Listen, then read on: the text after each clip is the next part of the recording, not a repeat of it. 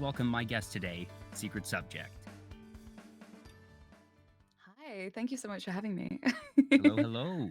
As Hi, always, folks in hi. chat, let me know how I Mhm. sound, how Secret sounds. I actually had my audio interface completely reset all of its settings about 30 minutes ago.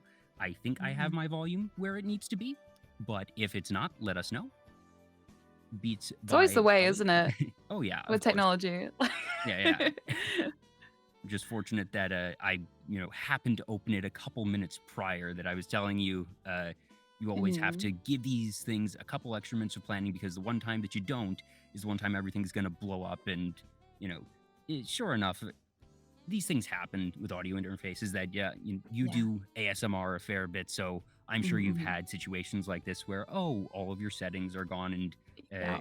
you certainly work with fancier audio settings than I do, I'm sure. So I mean hopefully. a little bit, but also, with fancy equipment, the risk, right?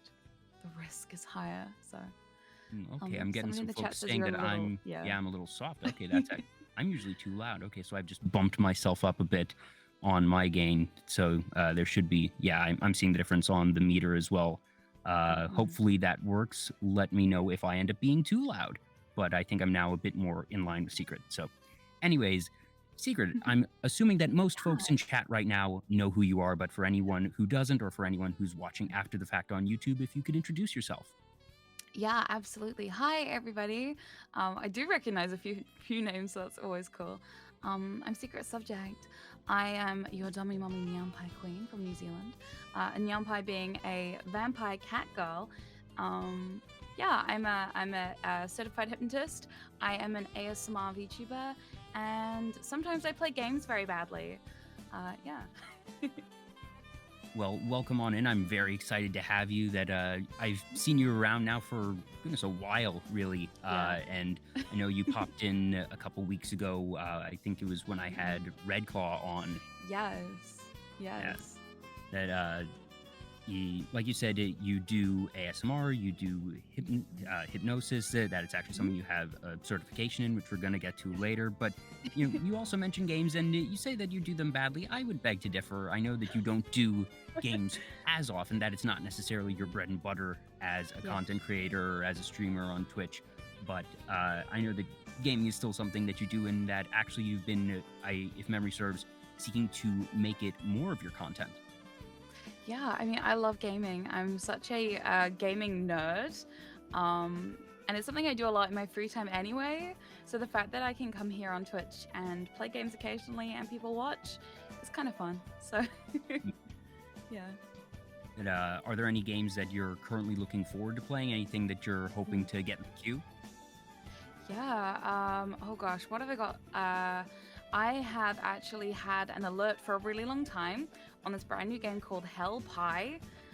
It totally looks right up my alley. It's a platformer game about a little demon who is trying to make a pie to appease his overlords in hell. It looks really fun.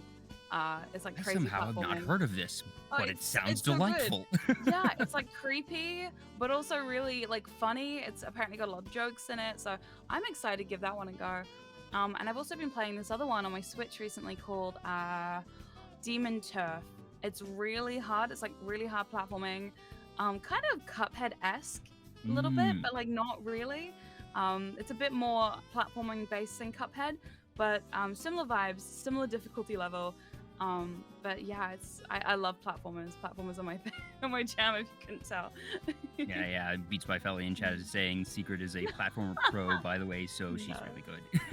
No. Felly's biased because I've been playing a lot of Cuphead recently, and just because I can get through some of the bosses pretty easily doesn't mean I'm a pro. Okay.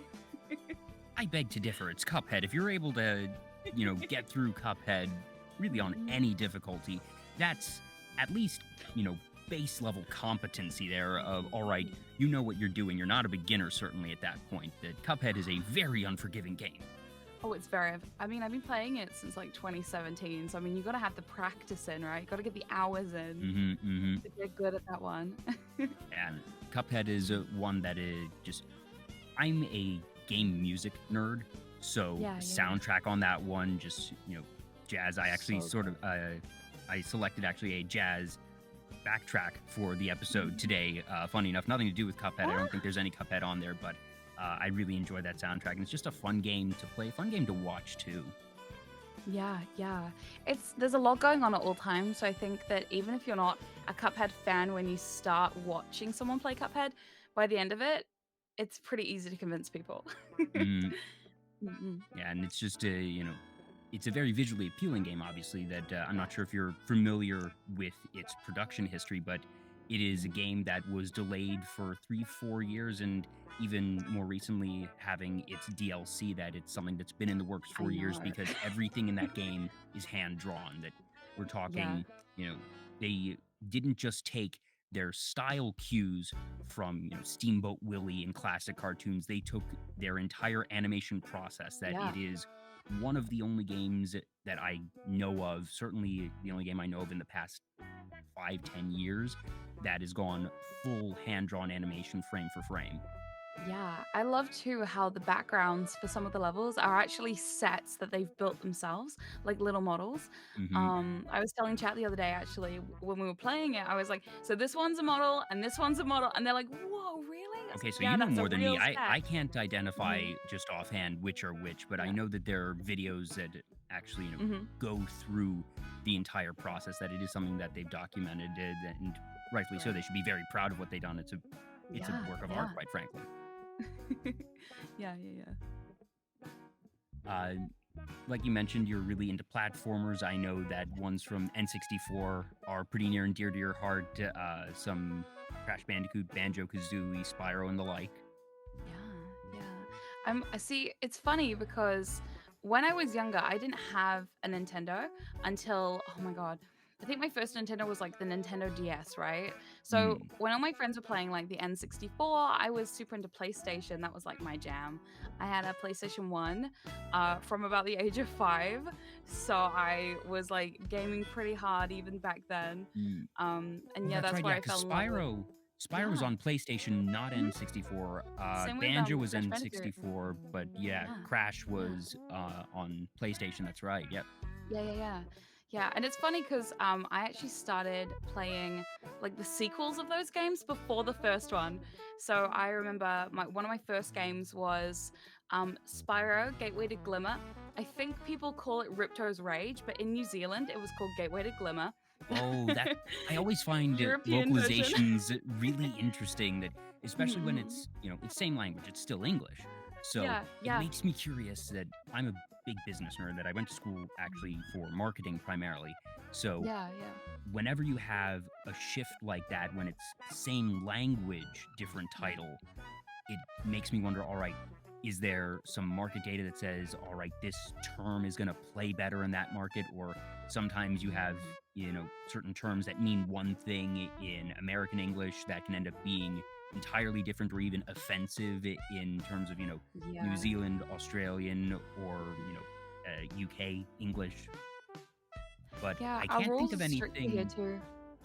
So, what were the two subtitles there? Because, Yeah, so the one that we had that was like, because I didn't even realize they changed the name, because to me it was always Gateway to Glimmer. Until like a few years later, I got into like um, very legally downloading the games. Uh, and when I got into that, I found out that people called it Ripto's Rage, and I was like, wait, what? My entire childhood is a lie. I'm This is trying a to think, like, different title. Ripto's Rage, like, is there anything in that would be potentially offensive? I can't think of I anything. I don't know. I think because a lot of the times what will happen is whatever Europe is doing, we'll do something very similar. So I think Hmm. that's kind of what happened. So yeah, it's just funny to me that they changed that. Yeah. Yeah. As Cameron says, very legal, morally correct, even. And well, sometimes Yeah, if definitely. there's literally no way to get it, that some of these games Mhm. haven't been ported, that if Sure. there's no way to get it, well, no one's losing money on it. That's generally my outlook on that. Of okay, if there's a legal way to do it, try and support legally. Mhm. But if you can't support Always. legally, well, what are you gonna do? Mhm. Mhm. Mhm. This stuff So needs to be yeah, preserved. That uh, absolutely. that just Especially classic games. Like I love hmm classic games. There's something about them that I'm just like, although I have actually been playing the reignited version and the N, oh, what's it called? The Insane trilogy, like the reboots of Oh all the yeah, classic games.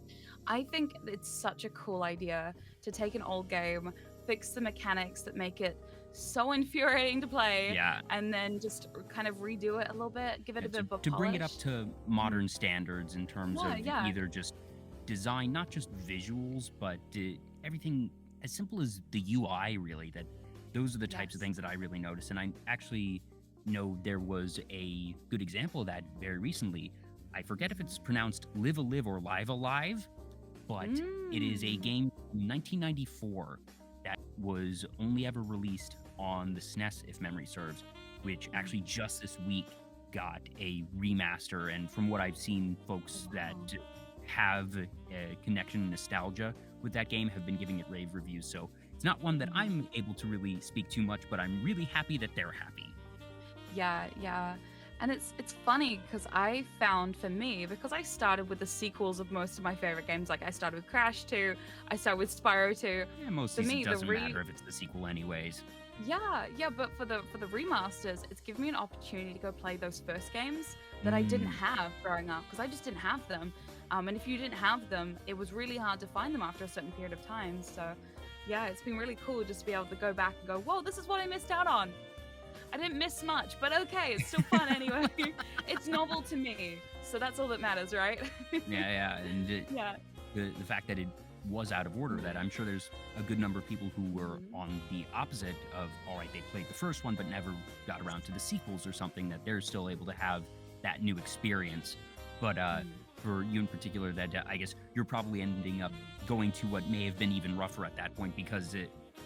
assuming it's not a complete and total overhaul, that, like you're saying, some of these systems back in the day were kind of infuriating, and that was Yes. sort of the difficulty. That was one of the things of game design back then, when you don't have as many knobs to turn in terms of technology. Sheer difficulty was one of the big features, really, that designers had at their disposal. Of, all right, you need to make it so that the player is inputting things either very specifically or in the right order or with the very exact timing, and that was, and frankly still is, part of game design. But when your options are even less as a Yeah, designer, you're exactly. going to lean into what you have access to even more. Mhm.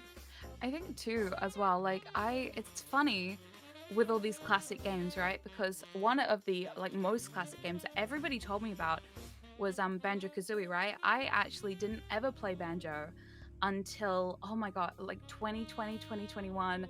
Lockdown happened. I ran out of games to play. I'd already played through Crash and Spyro several times. I was getting bored.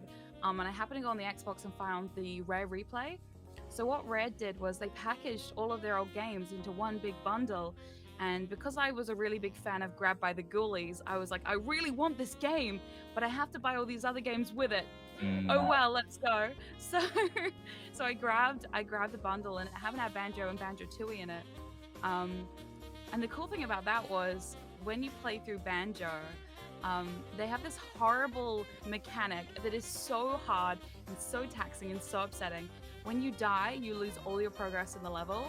Um, but of course, it's a collectathon, so you're trying to collect everything. And when you're missing one thing and you just die, you scouring have to for it, and then start you make a again. wrong move and just. Yeah. And on the Xbox version, they took that mechanic out. They removed it. They put it in widescreen so it would fit your TV, and they took that out. So recently, I've been playing it on my Switch about 3 or 4 months ago with my chat on stream, and I realized it was the old version. So now I played both. I'm just like, oh no, oh no. At one point, I was threatening my partner to get my Xbox and plug it into my computer because I was so infuriated with just that one feather and then dying and then having to do the whole thing again. Oh no. Yeah, yeah, yeah. And Did you I'm end up such a beating it, or is it electron still perfectionist. incomplete? Yeah, yeah, yeah, pretty much. Mm-mm. Ah, well, so I guess, have you gotten everything else in the game? Is it just that one level that eludes you now? Always. It's Oh always, my always that gosh. one level. Mm, yeah. Uh, Yeah. did you ever play Mm. Super Mario Galaxy? I actually didn't, but fun story. I have two very young brothers who are Zoomers, and they loved Mario Galaxy. So I was a bit old at that point to play those games, but they loved them. So now that I have a Nintendo Switch, I actually got the, what do you call it? The 35th anniversary Mario. Yeah, That yeah. came with Mario Galaxy. So I thought, well, I've seen my brothers play it, so I might give it a go at some point. I forget if it was Mario Galaxy 1 or 2. I bring it up because I had a similar experience where you get everything except this one level. It's called Oh no. Luigi's Purple Coins. And Mhm. it does make me feel a bit better that after the fact I looked it up and it turns out that I was not the only person who was having a lot of difficulty with this particular level. Yeah, It is yeah. a collectathon level. You have to collect 100 purple coins, and Mhm. it's one of those stages where each panel that you step on starts to disappear shortly afterwards, so you have to path Oh it no. perfectly. Oof, It's that's and it's rough. That just is. really, really unforgiving. And Yeah, I yeah, yeah. remember that there was 120 stars in that Mhm. game, and I stopped at 119 after however Oh many attempts of that no. one. That's fair. That's fair. Hmm. But you mentioned that even if you haven't played Mario Galaxy, that you have Yeah. played a good number of Mario games, if memory serves, right? Yes, yes. I actually got into Mario recently because, again, like I said, I never had a Nintendo really growing up. So my first experience with Mario was actually I had a Nintendo DS in high school, and a friend of mine had one of the Mario like just side-scrolling ones, and she lent it to me for the weekend. And I think I spent 2 weeks, and she kept being like, "Can I have it back?" I'm like, "No, No. I'm still playing it. That No, I'm probably still was playing it. I New like Super it." Mario Brothers if it was on the DS. Yep, it was probably that one. I think it was New Super Mario Brothers 2 or something. And it was so good. And something about it, I was like, oh, this is great. So now I've actually played a few. One of my favorites being Mario Odyssey. The only problem with Odyssey is it's so big. There's so It's many. so big. Why is it so big? I don't Yeah. understand. It's just a torturous game. Yeah, that's one And I that also. Mhm. that's one that I know I'm never going to 100%. That I got a lot Yep. of them. I forget where I stopped, but Mhm. I beat the game and I Yeah. had probably well over half. You don't need half to beat the game, but Yes. as I was going Yes. through, I took my time, and before I moved on to each new world, that I would get as many as I could, and then I went back for a few, but it would take way too long to get all. I think it's 800 odd. I Oh, don't it's like remember, but nine it's a nine nine lot. nine. It's a lot. I mean, 999. That's cruel. That is. Mm. I actually played a little bit of Odyssey on stream. My chat got very upset with me because what I would do is I would play it, and then I go off stream and I collect as many moons as I can. Oh. Just I all week I would spend the entire week just like, all right, I've got to collect more, got to collect more. So when I go back, I'm not embarrassing myself in front of my chat. So I do all the bulk of the levels while I was on stream, and then off stream I'd be like quickly like grabbing as many as I could. Also, there was an interesting thing that happened during one of my Mario Odyssey streams because one of my most popular audios on YouTube has a hypnotic trigger in it called the moon trigger. So every time I would go, moon, yay! Oh, Someone's like, oh no. no, I'm going down again. And they were like, I'm so fractionated. I was like, you're not supposed to be. That's not supposed to work here. We need to have a word about that after stream, you and I. Yeah, because I know This that was fun chatter. Yeah. you're very deliberate with your audios. It's something that you mention very frequently, that Yes. you always set up triggers of, that it's only supposed to work Yes. in the context of the audio, essentially. Yes. That, Yeah, you pretty sort of much. block off other Mm. parts and, say, it's only like in this space, in this time, Yeah. Yeah. when you are, say, things of that nature. Yeah. Uh, but Some people got eh, grabby brains, though, I guess. That's what happened that day. It's like, that's closed. And they were like, oh, it's not now. And I was like, God damn it. All right. We're all right. I'm just sort of imagining like almost construction worker secret of just there's a leak in this pipe. We need to Literally. patch this up. We Mhm. need to make sure Yeah, that yeah. there isn't anything happening there that not a good Yeah. situation. But Yeah. hey, well, at least they had enough wherewithal to say in the chat, "Uh-oh." I know. I know. And afterwards, I was like, right, I'm not saying moon ever again. I'm just gonna go, yay, Yay, the yay, the the token of the MacGuffin. game. Ha We ha got ha ha ha. thing. Yes. Collectible, woohoo! Yeah, yeah. Have you had any other similar circumstances where just a otherwise mundane term showed up in a game and it's something that had relevance to one of your audios? Hmm. Not explicitly like that. That was the first time that like that kind of situation happened. Mm, Because a lot of the time, what happens is say shine, get shine. Yeah, that's a good idea, Cami. Thank you. yeah. Um, yeah, I think because a lot of my stuff is quite separated. Like when I'm doing my hypno streams, it's all about the hypno. When I'm doing my gaming, I'm very cautious to kind of say to people, look, I understand a lot of you are here for my hypno content or my ASMR content, and that's really cool. But I'm gaming today, so if you're going to ask me a really detailed hypnosis question, you're probably not going to get the answer you're looking for today. Mm, You know, so I try and keep things very, very separated if I can.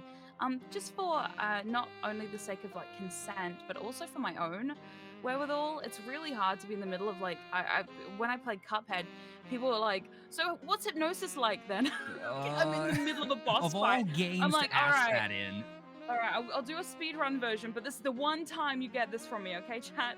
And they're like, okay. I was like, because otherwise it gets a little chaotic, right? I mean, it's chaotic anyway, but it yeah. gets a little more chaotic when you're trying to like multitask to that level. I'm great at multitasking, but not that good. Yeah, Cuphead is one of those games where you need Mm. most of your focus in that. I know a Yeah, couple folks were able yeah. to do chatting, but that's generally going to be light banter chatting, not necessarily Yes, deep conversation chatting when you're exactly. multitasking on that game.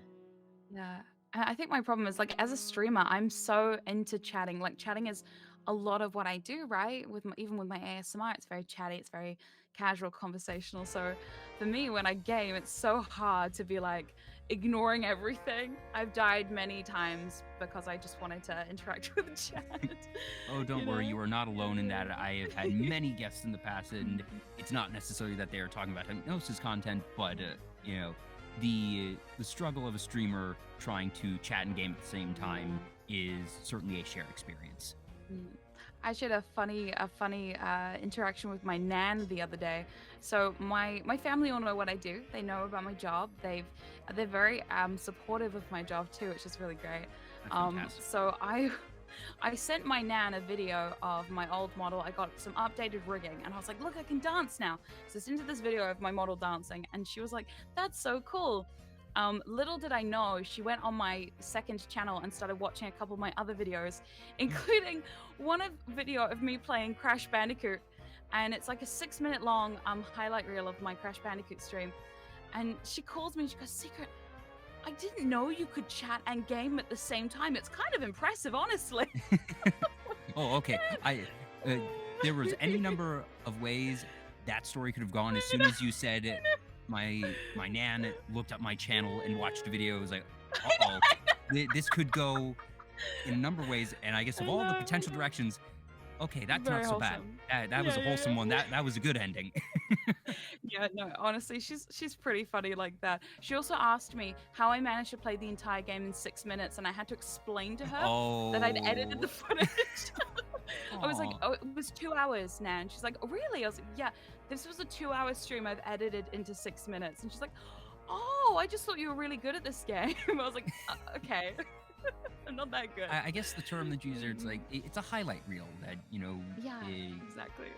that oh goodness. Yeah, yeah. Sorry, It's so Nan. funny though. I do a lot of No, things. I she's am funny. not a world record holding speedrunner. She thinks I am now, though. She's pretty impressed. It's kind of funny, actually. She's like, Mm, "I just didn't know you were this good at gaming." I was like, "Oh my god." Man." I said, "These are my best bits. Okay, let's just remember that." yeah. Okay, cool.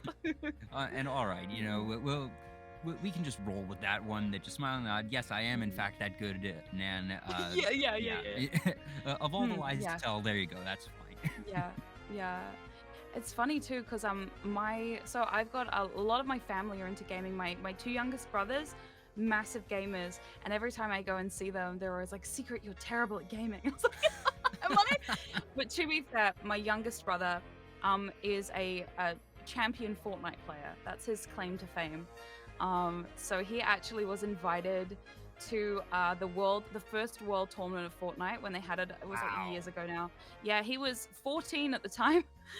And he was invited to this big tournament, competing against literally pro gamers. I He remember made hearing it about that into tournament, and that I it's don't recall who crazy. won, but it was Mhm. somebody who was In like Australia. probably They were between the like ages. 16. Yeah, it was Yeah.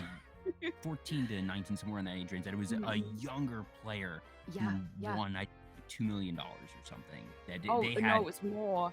The top prize was like 10 million. It was Okay, insane I knew it was amounts of money. something big. That it was a Yeah. very large prize It's pool for a so game that was crazy. that early. Of just Mhm. a the explosion of Fortnite, Mhm. just in gaming history, has been fascinating to watch, and it's cool to I see that know, it's right? maintained itself, and that obviously it is not Mhm. necessarily as crazy big as it was that one Yes. summer. I think it was like 2017, if memory Oh, serves, yeah, a while ago, a but while ago. that it's really kept itself going, and that it's diversified, Mhm. frankly, that it's no longer just that Yeah. one mode, that it has now become this entire ecosystem of games, that it's basically this platform that they have their Among Us knockoff, they have, you know, every variant of the main game, but that Epic has been really building it out just as an IP and as a franchise, and Yeah. that's before getting into all of the IP collaborations that they've done, which, Yeah, huge stuff. giving Smash Mhm. Brothers a run for its money in terms of, okay, I never expected to see these characters together. Yeah, right, right. But yeah, I think it's crazy too, because like I asked my brother the other day actually, like, you still on the Fortnite? And he's like, no. And I was like, okay, that's cool. Because at the time, he was real young, and then none of us knew he even was into Fortnite. And the only way we found out is because one day he walks through into the living room and he goes, "Hey everybody, I just need all of you to get off the internet for about an hour." And we're like, "Why?" And he's like, "Oh, I'm competing in a in a Fortnite tournament. I need you to get off the internet. It's worth a lot of money." And I was like, And you need to "It's make sure worth there's money?" no latency, that there's no interruptions. Yep, Yeah, that yeah. And it, he was like, "Yeah, it's worth like $10 million. So no biggie. See you soon." And we're like, "Wait, what?" wait, what? We were all like, So I'm like, "No, no, hold on, come back here. You need to tell us more about this. What's going on?" Can't, And when sorry. he explained it, we're like, We're "Whoa." queuing up right now. Talk in a Yeah, bit. yeah, pretty much. Yeah, he actually did pretty well too. I know in the first couple rounds he didn't do very well. In the teams competition, he came third, and you needed to be top 2 to place and like get Oh, through. So he was so gutted, but hey, I was like, hey, claim to fame. I know yeah. someone who's really good at Fortnite. Was he able to get any level of payout, or was it just beyond that cutoff? No, no, he just got cut off, which was a shame. Ah, I said to him, "There's always next time," and I think he's like, "Yeah, whatever." And his account got hacked anyway. It's like a whole ordeal. He worked for months to get this really great account, get his character up to the championship leagues, and then he got ugh, hacked and had to start all over again. So I was like, it's so that's heartbreaking rough. for him. Yeah, yeah, yeah, yeah. Has he So gotten some of the into stuff these any gamers other go through, games? huh? Gosh, I feel a bit bad. This is now Mm. becoming the Secret Subject brother No, interview. no, it's okay. It's all good. It's all good. But yeah, no. So my younger two brothers are really big on their games. Um, my other brother is not so big on games. He's a musician, so he's really into like Mm, music and stuff. And the funniest thing though is my dad is actually really big on gaming. Recently, I gave him a PlayStation 4 that I just happen to have lying around because I got one during lockdown and I played it once and I didn't really like it that much. I'm such an Xbox gamer. So I was getting the PlayStation 4 just for a couple of like PlayStation specific titles. And hmm. then I got the Switch and then most games came out on the Switch anyway. So Yeah, so I was like, "Hey, do you want this PlayStation?" And apparently since he's had it, he's been like going hard on it. that's And it's fantastic. really funny to see like because my mom is terrible at games. I remember this one time while I was still living with my parents. I was playing Crash Bandicoot after the Insane trilogy came out, and my mum comes in and she's like, "Hey, can I have a go?" And I was like, "Okay, you can have a go." And she couldn't even get past the first level. So we're like sitting there and I'm yelling at the TV. I'm like, "Come on, come on, come on." She's like, "I don't know what I'm doing." And so we're both screaming our heads off. And my dad walks in and he starts yelling. He's like, "What is going on? Why are you yelling?" It And we're sounds both like a like pointing at the TV, sitcom. like screaming. Yeah.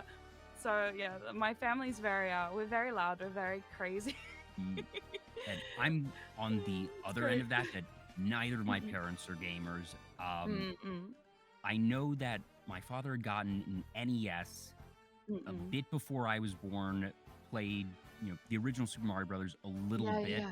Oh and wow. then sold it before I was born. That they weren't anti-gaming at all, Yeah, but yeah. it wasn't something that I got from my parents. That fortunately they were pretty supportive. That Mm. their one rule that they made up when I was little was that I wasn't allowed to have a home console until I turned 10, and Oh I think wow. they didn't expect me to remember it because they told me this when I was like 6 or 7, and because I wanted an N64. And Aw. then a couple months before I turned 10 was when the Mhm. GameCube came out, and I Of reminded them course. of it, and they're like, "Well, we made a promise, but we're gonna hold by what we told you." So I That's did get a amazing. GameCube for my 10th birthday. Mhm, mhm. I also have Yeah. the vivid memory of uh, I knew that I was gonna be getting the game. That was the one thing I had asked for, and they were like, "Yeah, we'll get that for you." And it was the night before my birthday, and my mother wakes me up, and she's like, "I was setting up the GameCube to surprise you in the morning. I plugged it in, and one of the controllers shook. Is that supposed to happen?" Oh And my she was god. worried that she plugged in the thing that I was gonna Yeah, like yeah, yeah, she electrocute her broke because she it. she didn't know that there Oh was a rumble feature no. on there. And I was Yeah, like, yeah, "Yeah, yeah. yeah, that's supposed to happen." So I love that. I love that. I know one of my first games too was I had The Sims, right? Um yeah, so like the classic old school Sims was mm, such a big deal to me. I remember I was about 10 or 11, and my nan got a computer, and because my nan's house was right next door to our house, what we would do is my nan had this big computer, and so what I would do is I would go over there and I would spend lots of time just at my nan's house in her spare room playing The Sims until like late at night, and then like walk back over to my house.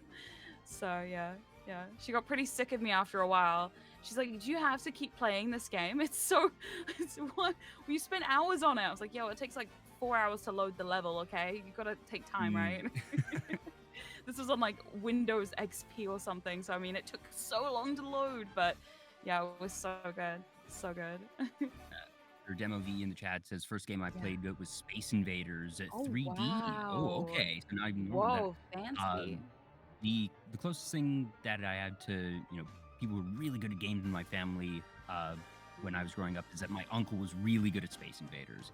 Oh That he just really? had an knack for that game, and he would play Mhm. in the arcades mostly. I don't think he ever actually had it on a home console, but that was Mhm. something that he really enjoyed. But I'm the eldest of 3, and I sort of got my younger siblings into gaming. Neither of them is really Yeah. into it, but like we all played Animal Crossing together during lockdown. Oh We yeah. had a thing of just every Monday we would all hang out for a couple hours, catch up, visit each other's islands, and that's what Yeah. we did for a good couple of months in Mhm. early and mid 2020.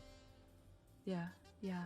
My youngest brothers and I do not game together anymore after the Cuphead incident of 2017. Oh no. So no, I got really into Cuphead in 2017, just after it came out, and unfortunately, the only way I was able to get past a few levels was to bribe my brothers to help me.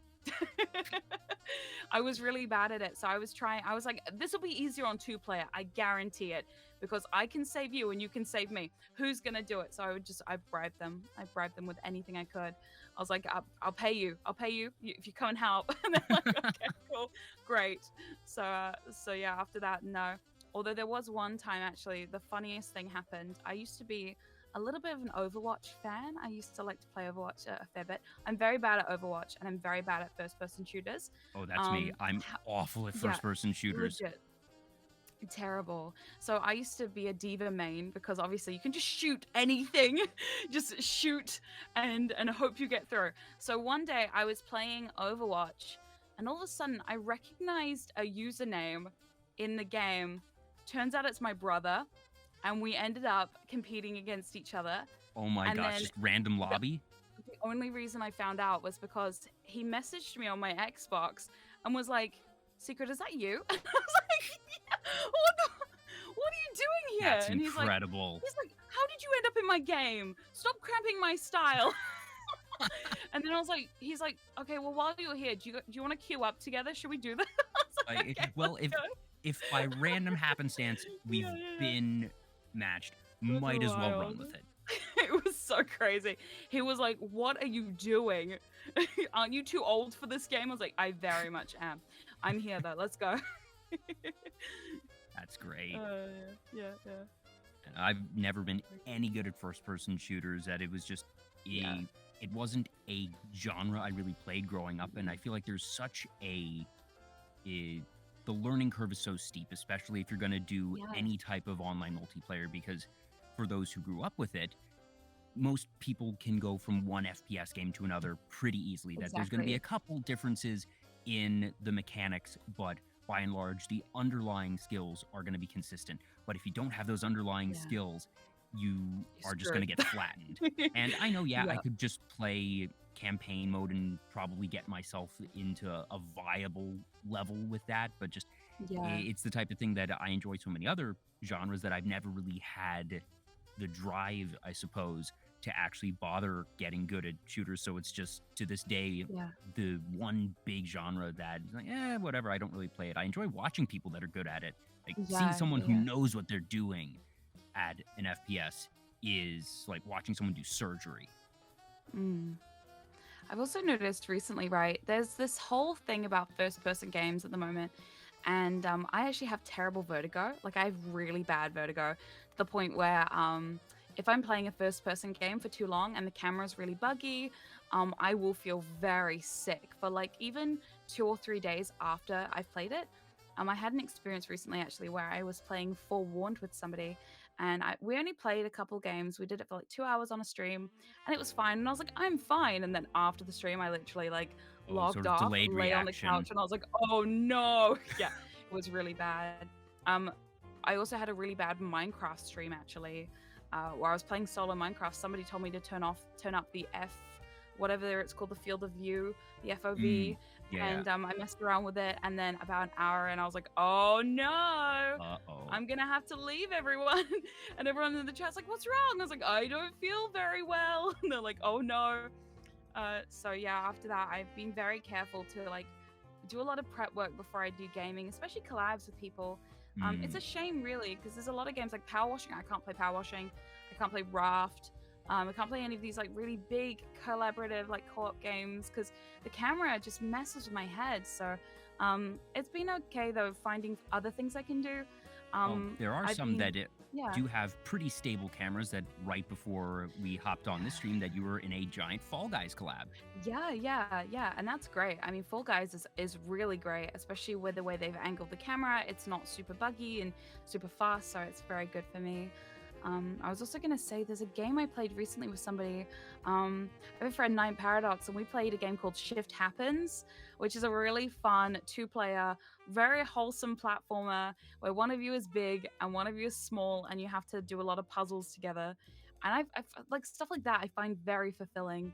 I love co-op seen platforming. That one, but it's really good. Yeah, I recommend it a lot. I really enjoy those types of collaborative platformers. So that's a genre I definitely am aware of and know of. It's something that it's a sort of corner case of game design that there aren't a ton of them, but most of the collaborative platformers that hit the market are actually really good, because if you're going to make a game like that, you need to know what you're doing. It's something that requires a lot more finesse in just the layout and the mechanics than your average one-person platformer.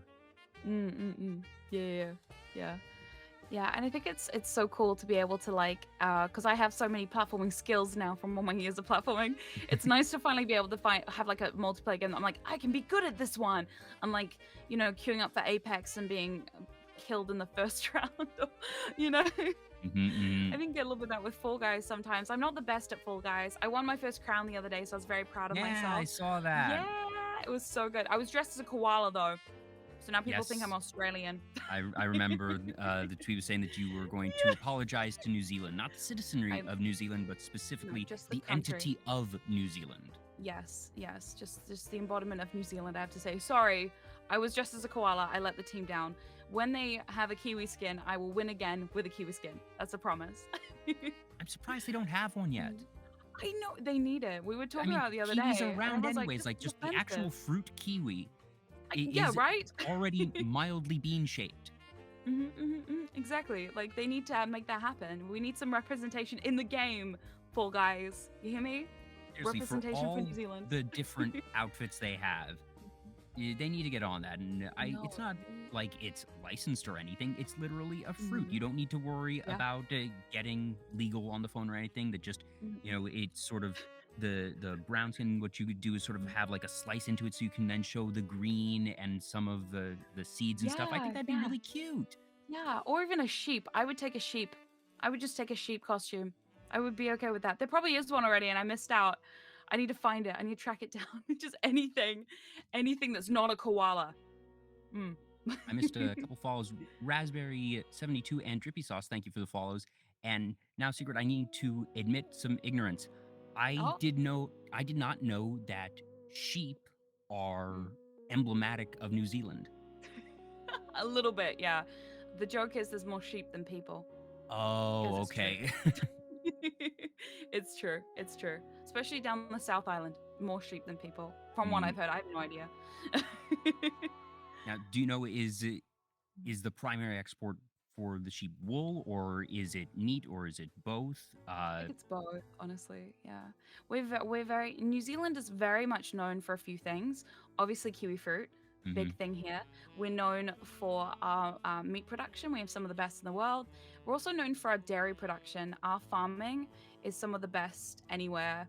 So yeah, pretty big up there with the dairy. That tracks at all three of those major things. Kiwi, sheep, regardless of which product you're getting, but then farming of that, it's all it all falls under the larger umbrella of agriculture. Yeah, well, very big on that here. Oh, it's also wool. Surprisingly enough, people are really big on. There's a kind of wool here called I think it's called merino wool. It's very specialized to New Zealand, like how they handle it and things like that. We're very proud of that. There's a lot of wool products. If you come to the airport anywhere near New Zealand, you'll find a lot of wool products. I also just had an epiphany moment that are you into Pokemon at all, Secret? I'm actually not. I'm like the one person who's like, Okay, there is a Pokemon from second generation, so pretty far back nowadays, called Mareep. Oh, and okay. It is an electric sheep. Ah, I see. And the whole sort of flavoring is, a lot of static electricity builds up in its fur and it discharges, and that's how it has its electrical powers. But I never made the connection of Mareep, and then now you mentioning marine wool, just had that moment of, oh, that's why this is named that way. Yeah, it could be. Today I learned. Pokemon conspiracy theories, huh? That's it. They're usually pretty good about having some sort of reference, and some are more obvious than others. And just, that's close enough. And the fact that this is just a sheep Pokemon. I'll send you a picture of it after the show. It's actually very cute. Yeah, so I learned something today. That's neat. Weaver TVSC says, got to make a license agreement with fruits. Yep. Oh, yeah. Now, in sort of a different genre, you mentioned that you're also really into Stardew Valley, but not so much into Animal Crossing. What's the difference for you? Oh my goodness. What is the difference? Everything is the difference. Okay, so my thing is I say this all the time now because I'm diagnosed and it's official. I have ADHD. So for me, Animal Crossing is incredibly infuriating, simply because I am the kind of gamer that cannot just play a game for a little bit and then put it down. So I think for me, Animal Crossing drives me insane because all I can do is whatever's available on that day, and then I have to put it away. I don't like that. Stardew, you can go and go and go and keep going, and you don't have that time constraint like you do in Animal Crossing, where you're actually locked to the time of the thing. I actually got a little bit in trouble with my partner, Allison, when we first got into Animal Crossing, because we shared we shared an island on New Horizons, and I was time jumping all over the place and ruining all of her plans. That can cause problems. Yeah, it did. Oh, it did. So she would like be gathering a bunch of stuff. She'd be getting turnips and like doing all the, and I'm like time Oh, jumping, there and she's goes the like, turnips. secret no, secret no. And she'd get back on the game. She's like, what have you done? You ruined this whole island now. And I was like, yeah, I know. Or I would go ahead and just change things and move stuff around and do all the missions. And she's like, can you leave something for me to do, please? I'm like, no. The worst part was when we had one switch between the two of us. Now we have two switches, so it's a little bit better. But I would play it while she was at work, and then when she got home, she'd want to play it, and then have to give it up and watch her play it. I'd be sitting there like, So it was, yeah. So Animal Crossing for me, I don't know. It's just the time stuff. I can't wait. I am not patient at all. Gotcha. So Stardew, you don't have to wait for stuff as much as you do. Yeah, You know, you you're can able just to skip just through a say, couple days if you have to. Yeah. mm, Mm-mm. that makes sense. Yeah, yeah. Stardew is, I don't know why it's really one that I just never got into it. It's not that I Right. haven't, it's not that I have played it and didn't like it. I've just Mm. never actually picked it up. That I've played every Animal Yeah. Crossing, actually, going as far back as the GameCube one. Oh, wow. Yeah, that I got introduced to it from a friend, so one of the early adopters, and it's been really cool to see how the game and the franchise has grown. Yeah, Um, yeah. and I know a lot of people who really enjoy Stardew, and I've seen plenty of people stream it, Yes. but for one reason or another, it's just never been one that I've gone out of my way to pick up. But uh, I think I sort of need to get around to it sooner or later.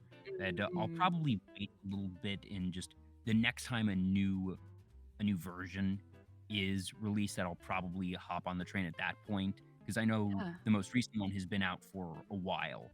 So Yes. And there's also I know Concerned Ape was talking about Haunted Chocolatier at some point, which is not a sequel to Stardew, but it's very similar to Stardew. Apparently it's I going to be a like bit the more fighting name. based. Yeah, it's about a chocolate factory. So you have inherited this chocolate factory. There's a lot of spooky stuff going on, and you've got to collect ingredients to make different kinds of chocolate. And it looks really good. Less farming based, more kind of find the stuff based, which I'm like very interested by. So I'm excited. Yeah, I also would recommend, if you want to get into Stardew, and this is for anyone, try it with friends as well. Because I feel like sometimes the friends experience with Stardew just makes it a little bit better. Mhm. You get more done. You can have a bit more freedom to do stuff. It's not as stressful, because I find for me when I'm playing solo, it's really stressful for me to do the farm and the mine and this and that and fish and do everything I want to do in one day. So when I have a team of people, I can let them do all the work so I can shirk off and go down to the mine. And then accidentally blow up our crops. You know, Oops. that kind of fun stuff, right? Now, when you say So blow yeah, up the crops, do you mean Mm, actually like literally with a bomb. No, I had a big incident. Luckily, it wasn't on a stream, so there's no proof of this. There's no evidence of this. But one day, I was playing my big Stardew save, and I placed a bomb very carefully, accidentally, in one of my sheds, and it blew up all of my preserve jars. oh So, no. anyone who plays the game knows how hard it is to get like 25 preserve jars. It was the biggest loss ever. Well, My partner was like, "What did you just do?" And I was like, I just blew up half of my preserve jars." And she's like, "What? Why?" I was like, "I don't know. I had the bomb in my hand, and then all of a sudden it was on the floor, and so yeah." mechanic. Easily done though. Easily Thank done. you for the follow. Yeah, no, I've had instances like that, in Animal Crossing, that you might be going Yeah. through your inventory and just, tapping A little too fast, and oops, you just released a really rare fish. Yeah, yeah, yeah.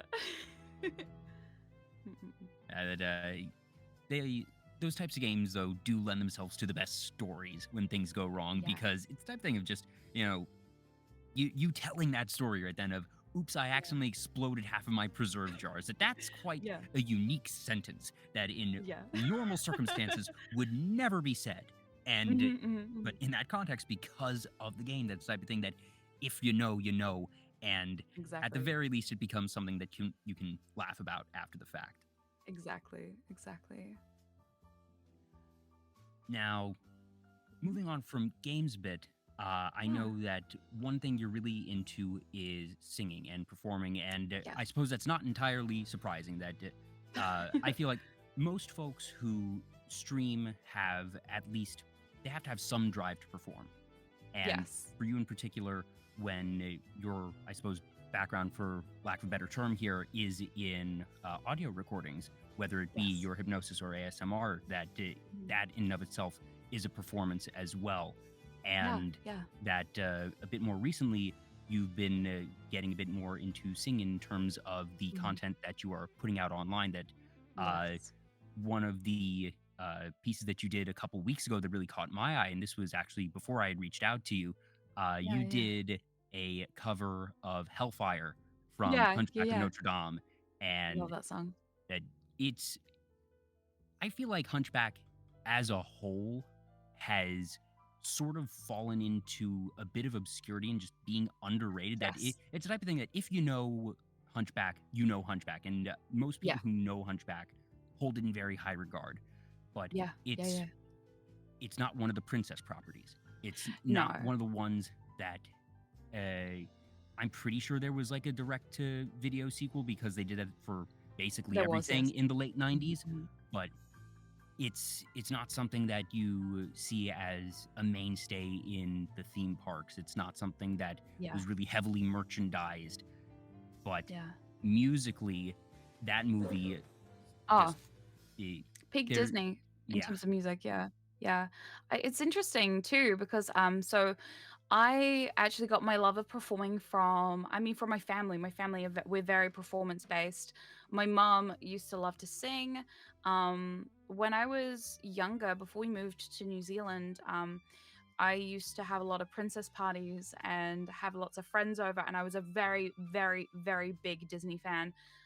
We actually went to, I think it was Disneyland Paris when Hunchback came out, Oh and wow, what a I time. remember there's like a home video of me like getting involved in the parade as a small child, because I was that child who was like, pick me, I want to be there, I want to be dancing with Esmeralda, you know, I want to be the one in the line there. Yeah, let me get in there. So like when I was younger, I was very much like always putting on plays for everybody, always really annoying everybody by being like, I'm doing a show now, you all have to be quiet.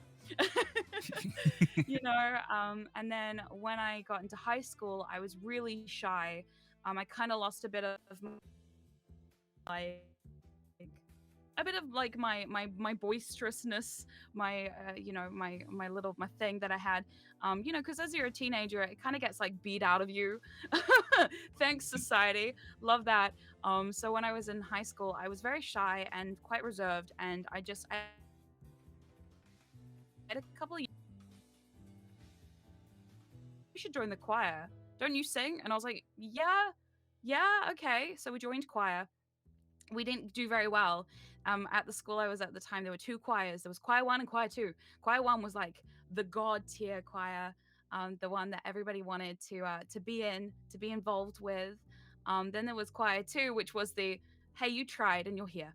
So, so I got into that one for my first year.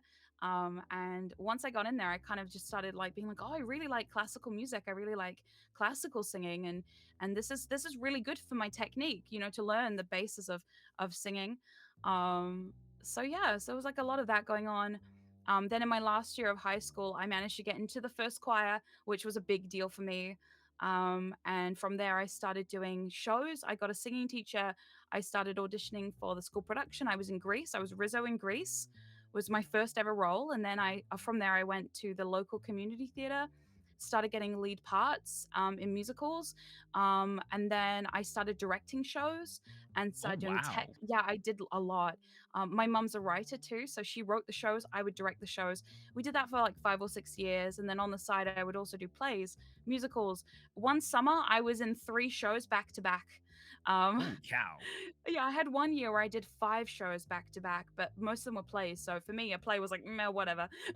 Mm, You know, whatever. It's just a play. But the musicals was where I was really like very passionate about. And yeah, I'm singing comps. Recently, I competed for the first time in 5 years. So I'm very, very proud of that. I won, so I was like even more yay. stoked. Yeah, out of two, but I still Hey, won. hey, that It that's counts. still winning. That It counts. Yeah, you take exactly. those wins, Secret. You take those wins. Yeah, And exactly. Got a fairly good score, so I'm pretty proud. yeah. But yeah, so it's been really cool, kind of getting coming from that kind of background. Because then when I started my YouTube channel, the performance aspect never really scared me. That wasn't really like um a stress point for me. I know for some people they have to get used to like being on camera, being performance mode, being on all the time. For me, that was already something I had. For me it was also just learning, Audacity, how do I edit stuff, how do I put stuff together. I also did film in high school, so I mean all the skills were kind of like combining together to create what I kind of do now. So yeah, Mm, yeah. uh, for me, for whatever reason, I don't know why. My parents don't quite know why. I've Yeah. never had a problem in front of a crowd, or very, very Mm, few mm. problems in front of a crowd. That one of the first things I did um, in third grade, my elementary school had a talent show, and Yeah, yeah, I yeah. couldn't think of anything I wanted to do for a talent. That Mm. it was very common. I'd say a third to sometimes half or even more of the talent show was people either singing or dancing to a Yeah. song. That it was something to music. Um, Mm-mm. it wasn't that I wasn't musically inclined. It just I hadn't had any training or real experience at that point. But uh, they had student MCs for the show, Mm. and my parents were like, Jay, there's this thing, it's called being an MC, and basically you go up on stage and you talk and you introduce the acts. And it's like, well, that sounds kind of fun. Plus, it means that I'm not limited to just one act, that I get to go on Yeah, stage all the time. the That whole sounds time. cool. And I went out for it and I got it. Yeah, yeah. And That's so cool. didn't get it in fourth grade and was on stage crew for that, but then got it again in fifth grade. And that was sort of my first on stage experience. Mm. For music in school, that I did violin for one semester in fourth grade, then dropped it. It was just a combination of a lot of things, and just I was also doing sports and a couple other things, and violin was the thing that gave there, so I dropped that. But then in middle school, the band director there was super awesome, and all my friends were in band, and I decided to join in band. And talking about wins of being the best of few, I wanted to be a Mm. trumpet, and the band director said, well, we have a lot of trumpets, but we don't have any trombones. So if you pick trombone, you Ah. can be in the intermediate band with all your friends, Yeah. because we just need a trombone there. And I was like, sure, I'll do it. So with no experience, I was first chair trombone Oh, in wow. seventh grade, because I was the only trombone in seventh grade. Hey, if it works, it Yep, works, right? yep. Mm-mm, mm-mm. And I sort of had trial by fire there. That got Yeah. I had to get good and make sure. All right, I'm the only one. So, oh, Guy, Oh, raid. Hello. thank you so much for the raid. Hey, Guy, good to see you. Guy is, if you're familiar with Domo Arga, thanks. That Mm-mm. Guy is the brains behind the operation. He's the man Wow. that's producing and keeping the reins on Domo as best as possible. He actually If you stopped can. by for my charity stream earlier in the year. So thank you so much for the raid, Guy. And Waifuto, Waifutu, I think. Hopefully I'm pronouncing that right. Thank you for the follow. We are talking with SecretSubject today, fantastic content creator. She games, she does hypnosis she does hypnosis audios, ASMR, sometimes hypnosis ASMR, not Yeah, always, yeah. but these do have crossover. I do dabble, yes. Mochizuki Yoru, thank you for the follow as well. But for me, before you all got in, that we were talking about our experiences in theater and music growing up. Yeah. I got into theater in high school, actually, because they were doing Cinderella, and Oh, the wow, Disney nice. movie, talking about Disney, Disney Cinderella was my favorite growing up. Yeah. That I loved the mice, I loved Jacques, and Ooh, but was it the Disney version or was it the Rodgers and Hammerstein that's version? the thing. I'm so glad that because you set me up perfectly right there, because I thought Yeah? it was the Disney one, and And it wasn't? and it was not. Oh, no! Well, I go to the drama technically director. they're both Disney. Technically. Disney did do both. So Yeah. Disney have done both. So Mm, it's technically, but not quite. But I went to the drama director, and we had sort of this roundabout conversation, because I was asking her, I was curious, so like, how are you all going to do the mice? Or I guess it'll just be folks in costumes, and it's a major part. And meanwhile, she's looking at me in confusion. It's like, I don't know what you're talking about. And it took about 2 minutes for us to go in circles before we realized, oh, we're talking about different versions. And I auditioned anyway, got in, and the stinger to all of it, I think I was four different parts in it. I was in ensemble, but Wow. since I was a guy that, I got shuffled into a lot of different scenes in parts. And Yeah. one of them, I did get to play the mouse that got turned into the horse. So I did get to play the mice at the end of the day. Yeah. Victory. See, Yes. this is the thing about guys in theater. Hey, so lucky. You get shuffled around a bit. I know here you always used to have a problem with guys in theater. There were never enough guys. My brother actually also did some theater with me. My very musical brother. He's a musician now, but he for a time was like, well, this is how I'm going to be on stage, so let me go do some shows with Secret, and we'll do it together. So we would audition together on the same day usually, so my granddad didn't have to take us at different times because neither of us drove. So so we get dropped off, we'd have our audition together, and then we'd go home and see what part we got. And Mm. luckily we had a run where both of us were getting leads in shows, so Oh, it was that's so pretty cool. fortunate. We would always be at rehearsals at the same time, because otherwise we'd be like, so actually we have problems with getting a ride home, so we have to Yeah. rehearse at the same time. And they're like, really, can't you just learn to drive? I was like, no, it's hard. And they're like, okay, all right. So yeah, so it was cool, and we'd always be like at cast parties together and things like that too. So it was a lot of fun. It was really hard on my brother though, I feel, because he would always have, like, he has such a way of acting that was very hard to break for some directors. A Mm. very interesting story actually is, once I started directing shows, I stopped being in shows as much. So That'll happen, yeah. yeah, and there was this one time where we had a show, and it was a show my mum had written, which was a fast. So it's very fast paced, very comedy, fast action, lots of movement. And we needed somebody to play one of the lead parts. So we actually asked my brother, because no one else wanted it. So we asked my brother to be in it. And so I was directing him for a time. And I have to say, people were like, whoa, what is going on with you two? Because Yeah, that's got to people, be an interesting dynamic, because the yeah. director-actor relationship in any production is Mhm. always going to be an interesting one. It's going to A vary little from tricky. director to director, actor to Yeah, actor, yeah. production to production. But when Mhm. you have people like who know each In other, your that family. if it's Mhm. one thing if it's regulars in the cast, and all right, Yes. this director has worked with this actor before and they're familiar with each other and that they have a very Yeah. good rapport. That's one thing. It's an entirely different level when they're actually family, and that at the end of the Yep. day they're going to the Yeah. same And household. you're going home afterwards, so you got to be able to talk to each other. And yeah, Hmm. my mom was also actually in the show, so she'd written the show. She was in the show with my brother. Oh man, it was a very interesting experience actually. And my mom was very new to acting, so it was quite hard for her, I think, to wrap her head around the whole situation. But no, it was interesting. It was very fun. And we used to do a lot together. My nan did the costumes, so we were very This is much just like a that family. full-on family Yeah, production. yeah. My dad would help build the sets and paint and stuff like that. So yeah, it was like a whole ordeal. And then my youngest brother was actually the youngest sound technician at the theater ever, like ever in the history Wow. of theater. He was 10 when he started as a sound technician. And Okay. he ran my sound for me. I taught him how to run the sound. He's a genius. And I would be like, this is what the buttons you need to press. This is the timing. This is what we need to do. And I would stand back and I'd watch him do his thing, and I'd be there just in case, because you never know. There's always that one time where where Hmm. something goes Hmm. terribly wrong, and it's live theater, so you've got to cover it somehow. Oh yeah. And yeah, so, Yeah, yeah, it was I have always a interesting. variation on that. Mm-mm. My mother did theater in high school, Yeah.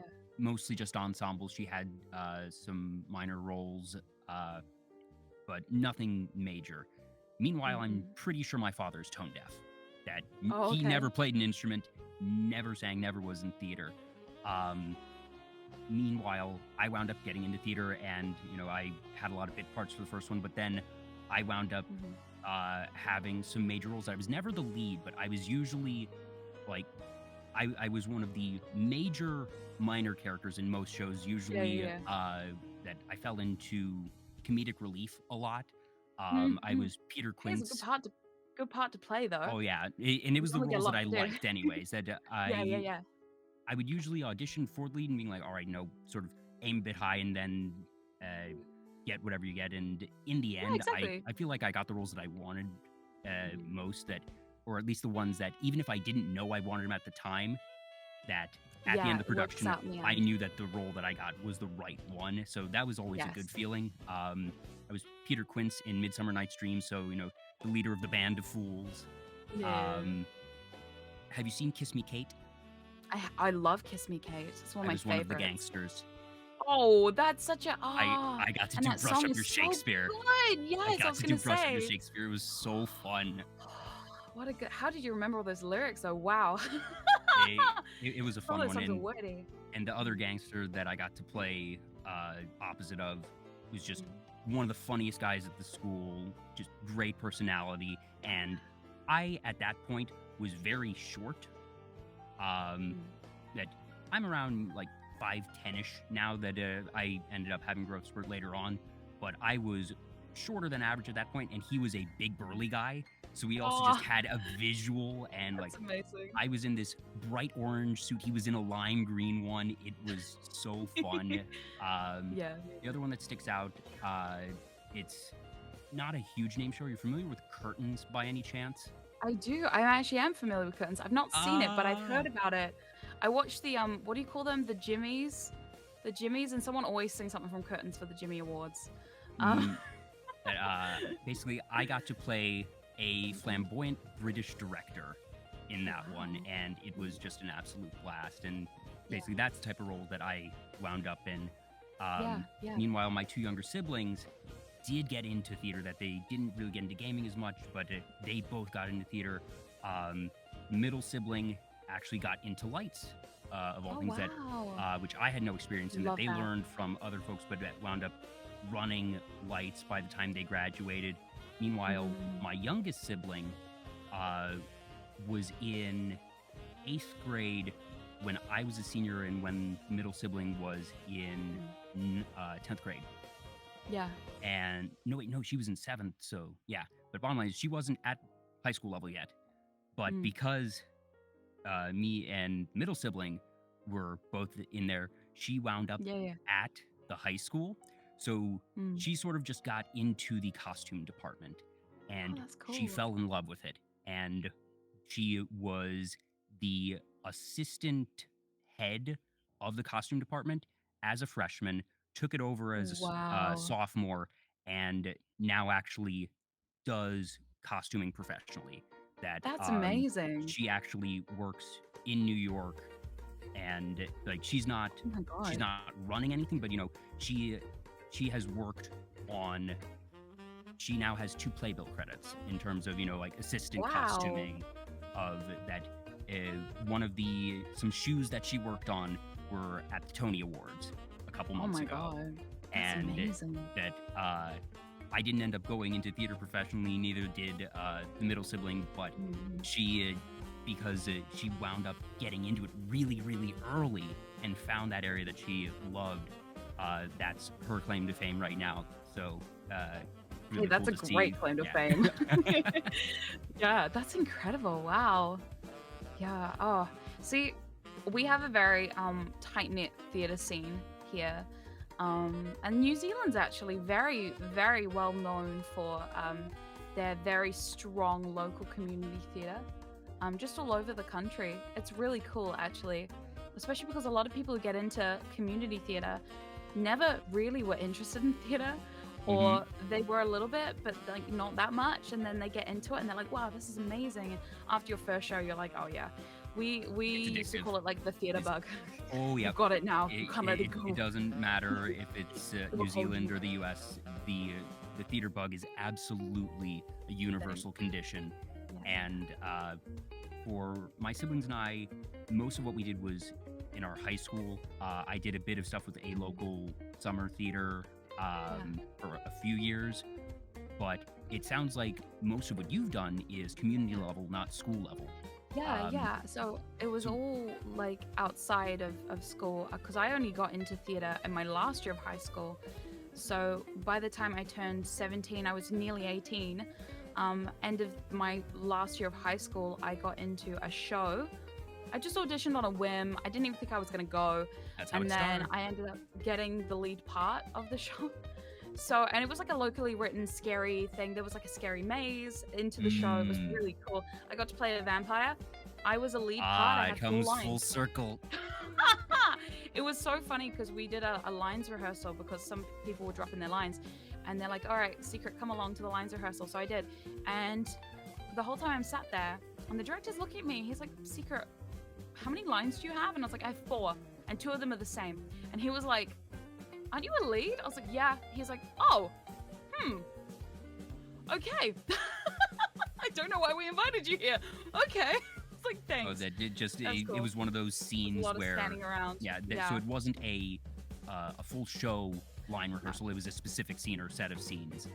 No, it was like the whole. No, they were reading just the script of the entire show, and I have 4 lines in the entire thing. So it Wait, was. so that sounds like a writing problem to me. That's just a It writing really problem at was. that point. Yeah, I think he called the writer after that and was like, "Do you know this part only has 4 lines?" And she's on stage the entire time. Yeah, I was just there to look hot, you know. Hey, someone's got to do You it. know, just yeah. That was my whole thing. Yeah, I got very typecast though when I started doing community because I got like a lot of sexy villain roles, and then that's all I got was just sexy villain roles. They're like, "We need Now, a sexy villain." I feel Secret's here. like Okay, cool, great. this is a chicken or egg moment, though. That what happened first? Yes. Like, were you cast Mhm. because you were just naturally inclined doing that? You were good at that, and that has carried into your work now, or do you think that there was maybe some formative experiences there that it wasn't necessarily what you would have thought to see yourself in terms of typecasting, that then Yeah. you really started to enjoy and may have had some influence on your, I suppose, branding, for lack of a better term now, that I mean, I've always been inclined and kind of drawn to villains. I think villainous characters are just so much they're so much more better than fun. the good ones. They I have mean, better bias, right? songs, they have better Yes, lines, they get to go exactly. more fun Better places with their designs. voice. They look hot. So like everyone likes a sexy villain, you know. So I think for me, like, because I was so into Disney movies and villains especially, I was just like really interested in that. And funnily enough, for a long time when I was very young, I was super into princess stuff, and I was like, princess is everything. And then in high school, I was just like, no, villains are way better than that. You know, it's always better to be the villain than to be the princess. So I think after my first show, which was Grease, I kind of knew it was interesting because I was with my singing teacher one day, and she looked at me and she's like, "Secret, you're not a Sandy." And I was like, "What do you mean I'm not a Sandy? I could be a Sandy." She's like, "Secret, you're not a Sandy. You're just not. Your voice type is not Sandy. You don't look like a Sandy. Like, you're just not a Sandy. But you are a Rizzo. So let's focus on that, shall we?" And I was like, Mm. "Okay." So we practiced all summer, and I think after that, I was pretty well convinced that I can do that and I can do it well, you know. And especially because I feel like a lot of the villains too, they get the deeper backstories. They get more to work Oh with. yeah, that the You know, you heroes can are the really flesh heroes that that out. they are good Mm, and they are simple and their lines yes, are simple. exactly. Anytime I get to do, like villainous voices, or like even when I'm just one of the things I do outside of Vtuber Talk is I'll just stream games with friends casually, different channel, Yeah, and that we'll play through games and just voice over the stuff as we go for fun. yeah, And the villains are always ones I get villain character. Hey, can I get this one? yes. They always have the fun stuff, and Mhm. that it doesn't matter if it's video games, musicals, plays. They get to go interesting Exactly. places, and they get that deeper development. Now, I do Yeah. have a slight confession, and I Oh. apologize in advance for any Oh offense I no. might cause here. I hate Grease. It's okay. I have also learned to hate Grease too. I think Ironically. I think the Mhm. music is tacky, and I think the message is Yes. horrible. Yes. It has aged like milk. Yeah, it just, hey Yeah. kids, change yourself to fit in. Woo! Yeah, and of course I played Rizzo, so I had to go through the weird pregnancy scare. Oh, am I pregnant? I'm not pregnant scene, which was very weird. Mm. As a 17-year-old, I was like, I'm very confused by this entire situation. Also, I had to spend half of my entire time on stage pretending to make out with a guy that I didn't even like. So that was, Oh no. yeah, that was interesting. There was one entire scene where literally Rizzo and Kaneki are just making out, and the guy who played Kaneki and I hated each other. So it was just this That's weird always situation. awkward when you just have genuine lack of chemistry with another actor, and that Oh, it wasn't. sometimes you have to work through it. Yeah, and it wasn't like acting chemistry, right? Because acting chemistry, we were on fire. People thought we were dating. Backstage, somebody started a rumor that we were like together, and I was like, we are not. I hate him. Well, And hey, he at hates least that me, means that so the it's two of feelings you mutual. were good at what you had to do, and that Yeah. hopefully it was the type of thing of sort of that simmering Yeah. sort of mutual It was. acknowledgement that we do not like was. each other, but that professional enough to we're not gonna like mess with each other or do anything. Yes. But it's just Yes. we're gonna work together on stage, Yeah. and as soon as we're backstage, we're just not gonna talk, and it's not gonna be a thing. And Yeah. if you're able to keep it professional in that way, then that's what matters at the end of the day. Exactly. But yeah, it's an interesting show to be in. I auditioned for it actually a second time after I'd already done it. And I was going for Rizzo again. I didn't get it. I ended up getting in the ensemble. It was my first time in the ensemble, and I was horrified. I was like, "What is this?" But It's a anyway, different experience. I was like, "Whoa, first time!" But yeah, it was interesting though, because they ended up casting. I was in my like early 20s. They casted 40-year-olds as the teenagers, and I was like, gross. That's just weird, and especially that It looked so weird. and especially It was then the so question bizarre. is, are they casting couples at least within relative age range? That if Nope. if Nope. one is 40 and the other's 40 and they're supposed to both be teenagers, it's a Nope. little bit weird, but it gets weirder if one's 40 and one's 20. Okay, so one of them was 16 and the other one was 35, 38. It was weird. It was a weird situation. Then. Yeah, and the boy was the younger one, so it was just like, oh no! It was just a whole thing, and I was like, oh, this is gonna end badly. That's a Yeah, it didn't go lose-lose down well. situation. It was the biggest bomb too. It didn't sell tickets. Aw. Yeah, it was like, oh no, because we were watching that train wreck go down. I was like, oh boy, but they had fun anyway. It was fun anyway. But I think like my most recent show I did back in, oh my gosh, it was like 2018, 2019. I was in Heathers, the musical. And that was Ooh, really I fun. haven't seen that one. I've heard very good things. Love Heathers. So I auditioned for Martha. Martha is like my goal, and I love Kindergarten Boyfriend, and I ended up not getting the part. I ended up getting Mrs. Fleming.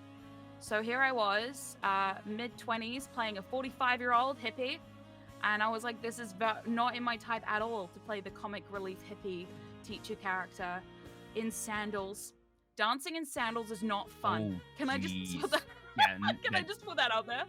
Do not dance in gladiator sandals. It's not you good. modified the sandals in some way to make sure Nope. that they were. Nope, just sandals. Sandals. Sandals. That might be worse than heels. That might be worse than dancing in heels, because usually at least heels are going to be snug on your foot, and if you know how to land your foot, and I suppose I'm not the best person to say this as someone who has never danced in heels, but I would imagine at the very least that if you know how to land your foot with the heel, that it's a bit more consistent as opposed to something that if it's loose and just if you shake your foot the wrong way, that you could land wrong. Yep. Also, the sandals they gave me, they had very slippery bottoms. They had like no grip. So I was like, this is gonna go What are so you bad. doing? I'm gonna end up on the floor today. Also the set, it was so weird. The set for Heathers, they had this big upstairs thing, and I'm terrified of heights. So they had these massive stairs going above the lockers because it was like a school, right? So they had lockers downstairs, and then upstairs there was a mezzanine with like a bar, a very loose bar. Can I just add? I did death grip that a few times. So anyway, during one of the songs called Fight For Me, there's a big moment where basically Veronica's singing the solo, and everyone behind her is in a freeze frame that turns into a slow motion fight scene. So what they did was they positioned us all over the stage, and I happened to get right at the top. Oh, Right at the top joy. on this very rickety, Mhm. like mezzanine floor with a very wobbly bar, and I'm holding on for dear life, and I'm trying to be frozen, and I'm trying not to look terrified. But also, I have to be terrified because it's part of the character in the scene. So I was like Hey, using it it a little bit. works. I was like, if I look Eh, terrified, this is okay because I am literally yeah, terrified. I'm at like, the my arm is very shaking. least, I'm like, oh you God. can you can let Yeah. yourself just Yeah. act Yeah. Yeah. naturally there. It's a lot worse if you need to be really stoic and then you're trying to Exactly. suppress that at the very least, you don't need to Exactly. have that additional layer of anxiety Yeah. on top of everything. Yeah. Um, It was a hot mess. Without getting But it into was fun. specifics, obviously, don't Yeah. dox Yeah. yourself, Yeah. but I'm No. super No. curious that for a community theater, like what type of venues did you work in? Was it like rented out Yeah. school auditoriums or was it Yeah. like local rec centers? So we're really lucky here. A lot of local community theatre in New Zealand have their own theatres. Okay, Um, yeah, because there were some yeah. where I grew up, but it always varies. Some community theaters are gonna Yes. rent out the local high Yeah. schools. Some do have Yeah. their own proper venue. So you were in one Yeah. that it Yeah. had some, and Yeah. like that's really cool. I've been in a few theatres all over New Zealand. Just because when I was in the theatre, I was also on the committee, so I used to get to go to different workshops and go all around the place and travel around a Mm, bit. And I've seen so many little community theatres, and yeah, everybody seems to have their own like little theater. There's only a couple that are run out of like community halls and things, because people are very lucky. And I think New Zealand has such a strong history of community theater that mm, we try and keep our little theaters going as long as we possibly can. I remember one of the theaters, not the one here, but one nearby, actually burned down in the 50s, and there was this whole story that they would tell us like the community just rallied together to bring it back because it's so important to them. It's like the heart of the community. So yeah, it's really really cool to see mm. that kind of like support for the theaters here, especially here. Yeah. So no, I was always in an actual theater, um, very fortunately. So depending Mm. on the they're very small though, I can say. I mean, most of them only seat up to like 150 people. So Yeah, that like I mentioned, most of what I did was in high school, so we just had the high school auditorium, and it sat. yeah, yeah, It, I went to, at least for my area, what would be considered a medium-sized high school, which I think that uh, so the full school, which was ninth through 12th, yeah. was about 2,000 2,200 people. So Oh, not wow. small, but there's certainly I've heard of high schools that are like 10,000. Like that's really Mhm. big. But Yeah, yeah, yeah. so we had a decent sized auditorium, and Mm. for the community theater that I did, they would rent out one of the local high school ones, and it was actually one of the nicer ones as well. That the one for my school was, I would say it was Mhm. above average, but we had like that summer theater was renting out one of the ones that had been renovated within the past 5-10 years, so it was really Yeah. nice. Mhm. Um, and yeah, but that's super cool that you had all those Yeah. different experiences, that you're able to travel Yeah. around, Yeah. and I can tell that you it just theaters are haunted as well. oh, absolutely. I've had some little ghost experiences in theaters before, and I have to say, I don't know what it is about New Zealand theaters. They're just all of them are haunted at some point. Now, one thing I know that anyone who's been in theater for more than a handful of shows has Yeah. is, do you have any fun horror stories of something going wrong or something Yeah. potentially going wrong Oh being yeah. salvaged? That, for example, that Mhm. two of the big examples I have, you mentioned a rickety high up set. Yeah, I yeah. almost had one of those situations, and I say almost Oof. because one time we were doing a production of The Wiz, and Oh. we were gonna set up this scaffolding, this multi-level Mhm. scaffolding, because to make things look industrial, especially Yes, yes. for the witch's workshop and everything. Yeah. We got the scaffolding, we set it up. We have the fire marshal come in. The fire marshal says no. Mhm. Oh no. Fire marshal says this has to come down, that for this Oh, no. stage, that the type of scaffolding that you have acquired and assembled, that it's not even that you need to adjust it, that there is no way that this scaffolding that you have purchased is going to get approved. Yikes. We're a week out from opening. Oh no, no. So in a Wow. week's time, in Mhm. basically in basically 2 days, the set is redesigned, and we are working nonstop. That basically, I told my teachers, any of them that were, fortunately, this was later on in the year because we did our musicals in the spring near the end of the Mm-mm. semester. So some of my classes were already in just, exam study mode, basically. Yeah, And yeah, yeah. fortunately, I was a pretty good student. So I was able to tell my teachers, like, hey, if it's just study or if it's just going over material that's already been covered, can I go to the auditorium and help Mm-mm. paint the set and assemble the set? Because, God. and fortunately, the theater director had circulated it to the staff of, if any of your students make this request, they're not trying to skip class. We have an Yeah, all yeah, yeah, hands yeah. on deck situation. So it was just sort of a rotating door of whoever in the theater club had a Mm. class that they could miss. Just Mm. people were painting, people were doing carpentry, jobs that they had never done before. Like it was, like a movie, sort of all hands on deck Yeah, yeah, situation, yeah, yeah, yeah. montage of stuff coming Oh my together, and we God. made it work. We made Wow. it work. Mm-mm. I think for me, I've had a couple of experiences. I've had one that happened to me personally. I've had one that happened to my brother, because he's also really big into theater. In his second to last year of high school, they did Sweeney Todd. Great Ooh. show. He was fortunate enough to get the part of the judge, so he had a really big part. Hmm. He was very terribly miscast. He is such Sweeney. So when they cast him as the judge, I was like, he's not classy enough. He's a bit rough around the edges, you know. So he got the part anyway, and he did his best. And there's a really great scene in Sweeney where they sing "Pretty Women," and then this is spoiler, by the way, spoiler alert for anyone who's not seen Sweeney Todd and still wants to. It's a very old show, so I I don't think know. it's past the I don't know statute of why it's being limitations for spoiled, but spoilers at this point. anyway, so there's a scene where they sing "Pretty Women" and then the judge gets killed, and he gets his throat cut and he gets thrown down this trap door, right? So what they Ooh, have is they have a trapdoors in chair on theater the are always fun. dodgy. So high school production, super dodgy. So basically what they've got is, imagine this two-story turntable. The whole set rotates. Upstairs is the chair. So down the chair there is a small box, like a small hole underneath the chair, and there's a little bit of wood sticking out into the trapdoor. Hmm. And the night that I happened to be there with my nan and granddad, because we decided to do double duty, my mum took my younger brothers and I went with my nan and granddad. So nan and granddad and I are sitting there and we're watching, and we hear the song, we're applauding. He's about to get killed.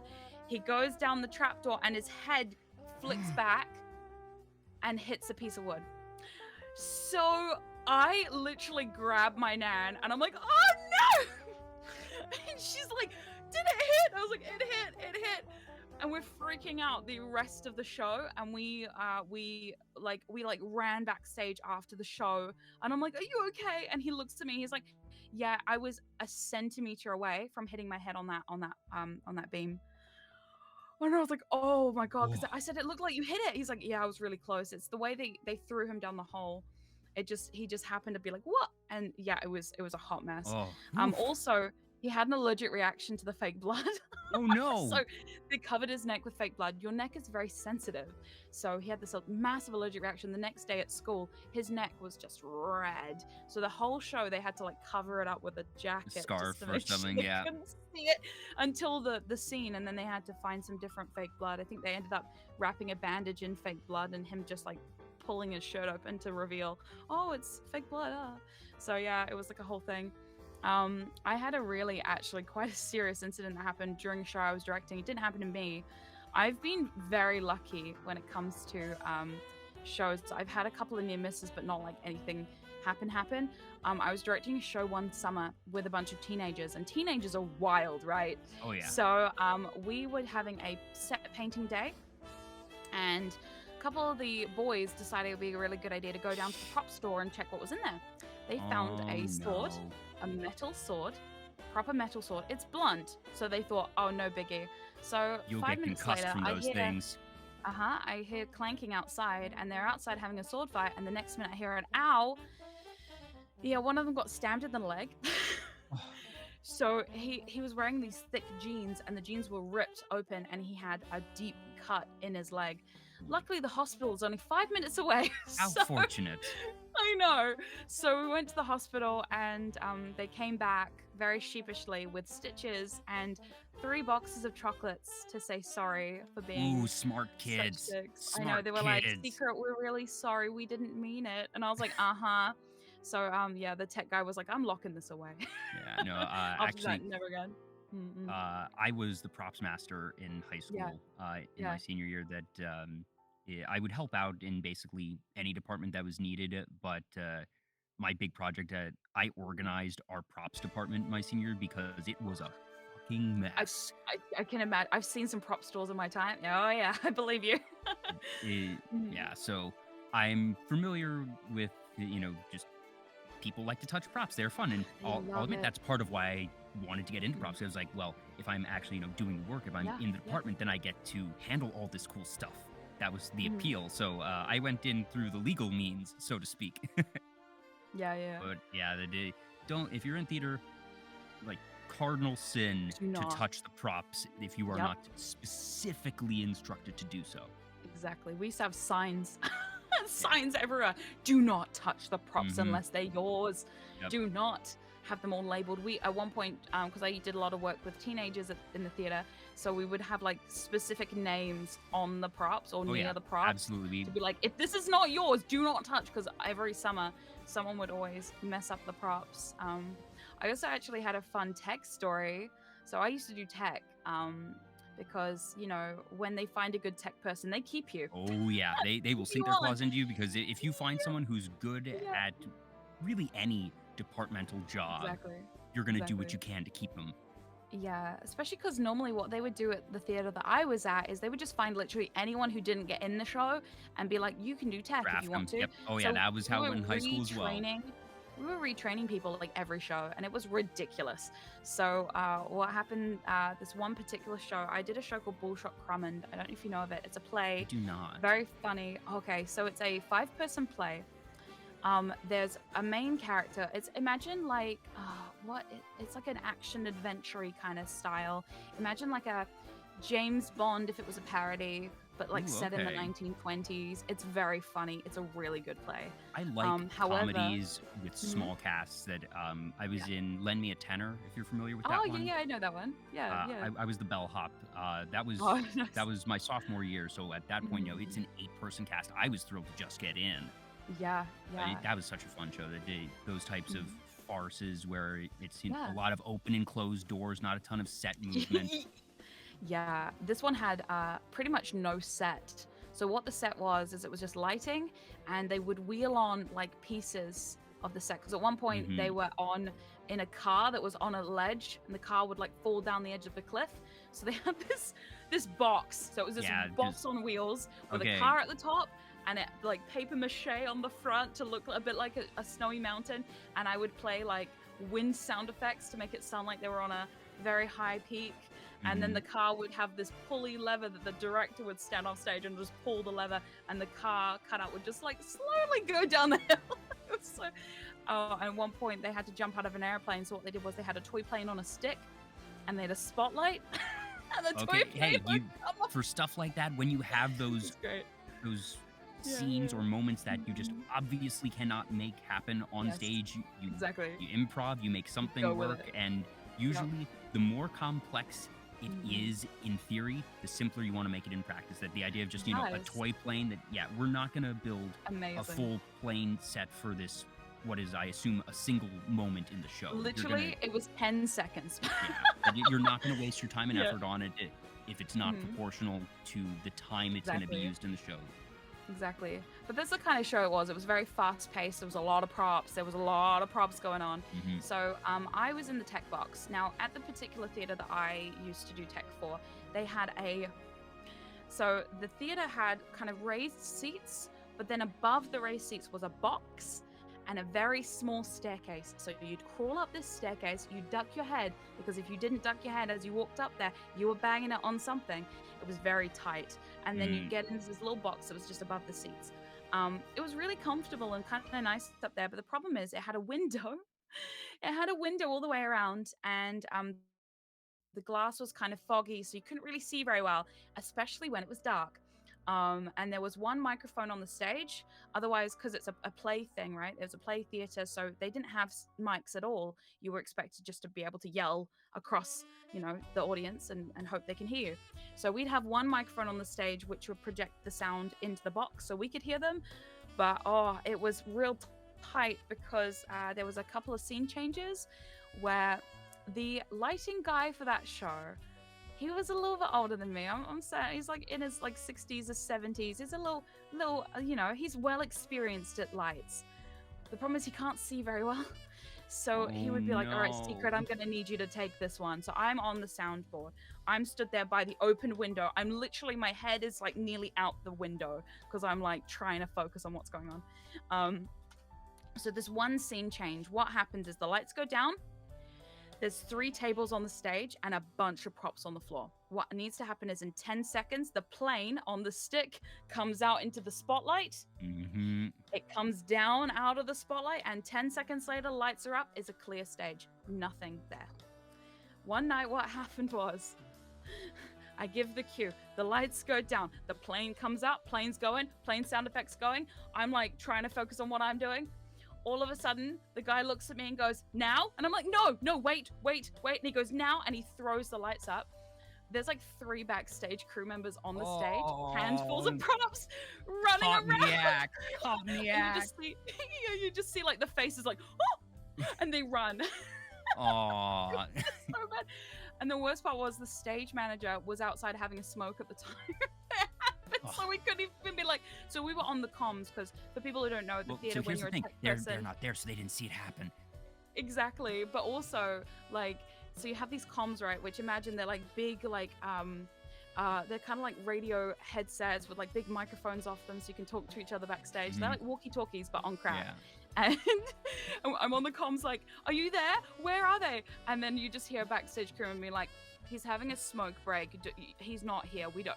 Are you guys okay? Yeah, we're fine. Are you okay? We're fine. Like it's fine. That's an awkward moment, but at least it's an okay one. I have one of my favorite stories is actually has a similar setup with props and lights down and lights up. Yeah. So we're doing Charlotte's Web, and in Charlotte's Web, there's every night Charlotte writes a different word in her web. That the first night it's terrific, then it's some pig. I can't remember what the third one is, but it's 3 different ones. And the way that we did this was we had 3 different prop webs made that had the different words on them. They were rolled up. They had colored tape on them, so the actress playing Charlotte would know which is which. And it would be lights go down. She grabs the web, unfurls it, and there's hooks on it to attach it to the sides of the barn door. Lights go up, and you have the word in the web. And most of the time, it was a very simple system. It was basically as simple as you can make that type of thing. Yeah. But then one night, scene, the first set of scenes, lights go down, lights go up. And it says some pig. Oh, no. Do you have any idea how many lines in that show directly correlate to the web of the previous night? Because they're all talking about, terrific's written in the web. T-A-R-I-F-F-I. Bless you. That's my partner. She has allergies. Sorry. But that there's all these lines in the show that have to do with the most recent word in the web.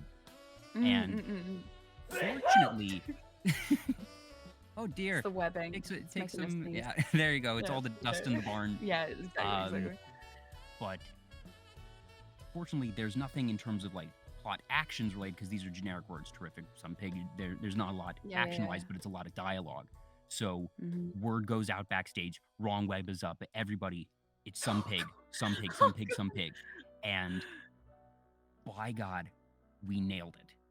Oh, that's amazing. Every line that it was some pig, and then we knew, all right, for the next one that it was going to be terrific. The third one was the one that was going to be consistent because we could salvage that. But you have the monitor speaker backstage where you can Mhm. hear what's going on stage, all the dialogue and whatnot. And Yeah. just usually backstage in the dressing room, folks are chatting a bit that, this was not opening night or closing night. It was somewhere in the middle of the run. Yeah, yeah. So nerves were not abnormally high to begin with. It was just an innocent mistake. Could have happened any night. Mm-mm. And that night, everyone was just really quiet in the dressing room, huddled around the monitor, just Oh my listening to see, all god. right, does the next person with the word get it right? And it was this Yeah. little celebration backstage every time someone would get it. And just we got the word Mm. throughout the cast very quickly of Amazing. goodness knows the folks on stage saw it, and this was still in high school, but Mm. we're smart enough to know, okay, well, this line that I have, it's supposed to be terrific, isn't terrific tonight. And Mm. it was such a cool moment because it was terrifying the entire show. It wasn't just, all right, this is one scene that's a little bit awkward now. There is an instant ripple effect on the rest of the show. Every Yeah, scene yeah, yeah, had yeah, at yeah. least one Oh, instance of man. a word from a web. And Yeah, yeah, yeah. watching everyone be able to make that change and take it in stride, because as far as the audience knows that Mhm. it's so mundane, really, that like I said, there's no plot point. The whole plot point is that there is a word in the web, so that doesn't change anything major for Yeah, yeah, yeah. comprehension.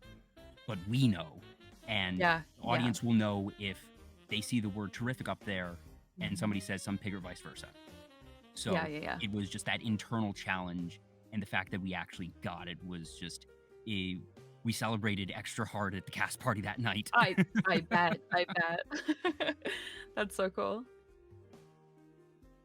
Ah, gosh, and there's Mhm. I don't get to talk theater with my guests I know. every week, which is why I'm sort of Yeah, just sort of lingering on here, because yeah. if you're in theater, everybody Mhm. has these stories. It doesn't matter, but Exactly. you've been in so many shows that day. Uh, Yeah. goodness knows you have a lot of stories. But I am curious for Mhm. directing. How did you end up with that one? Yeah, so I was actually one of the youngest directors at the theater. I was 19 when I started directing. I There was just a call out that happened. Basically, they were looking for someone to direct the quote unquote summer children's show, and normally it had just been this terrible fairy tale thing that was awful. I was in it the previous year. It was not good. Um, it was not good at all, and jukebox musical kind of stuff. So I said Mm, to my mom, "You could probably write something really good, couldn't you?" And she's like, "Yeah, I've always wanted to write something." And I said, "Well, we've got an opportunity here. We could put it on the stage." So she ended up writing this amazing 80s themed musical, and we put it on, and it was the most successful show they'd ever had. hell yeah. Um, yeah, unfortunately, the theater wasn't very nice to me. They weren't very encouraging to young directors at that time, and for some reason, they really didn't like me. Maybe because I'm bossy, maybe because I just, had something. They just didn't want to see that. So the next year, I went to a different theater and I started directing there, and I actually directed there for about 5 or 6 years. Nice. And So sometimes you yeah, just need to make yeah, that move. That yeah, sometimes yeah, yeah, it's that your yeah. style doesn't mesh with the cast at large. Sometimes there's just Mhm. one person in a position of power that doesn't like you, And it that's what and it happened, yeah. just It was sucks. just not That good. and it But doesn't yeah. matter if it's theater or the workplace. Mhm. Sometimes you end up in those situations, and you just need to Exactly. figure out, all right, is this a situation where I can learn to work with this person? Is it a Yeah, situation where the other person will leave before I do, or do I need to just cut my losses and get out? And exactly. sometimes it sucks, but it's Yep, the right move. And it sounds like you, exactly. after only one show, got the message of, We knew. okay, Yeah, this is yeah, not going to work. Cut losses. And fortunately, it sounds like you were in a position that yeah, you were able to find another theater relatively easily and just yeah, continue on there. And that's great, because the hard, the really hard position that some people end up in is if there isn't an alternate that's easy for them. exactly, Like if there's only one local theater in their area, exactly. or if the other local theaters already have their directors accounted for. Yeah, and they didn't have a youth show, so it was really cool to be able to be like, "Do you want a youth show? Yeah. We can do one. Oh, that's We can great. do one." That's what every theater Yeah, wants. Somebody to literally walk up exactly. to them and say, "Hey, Yeah. I can put on an extra show for you.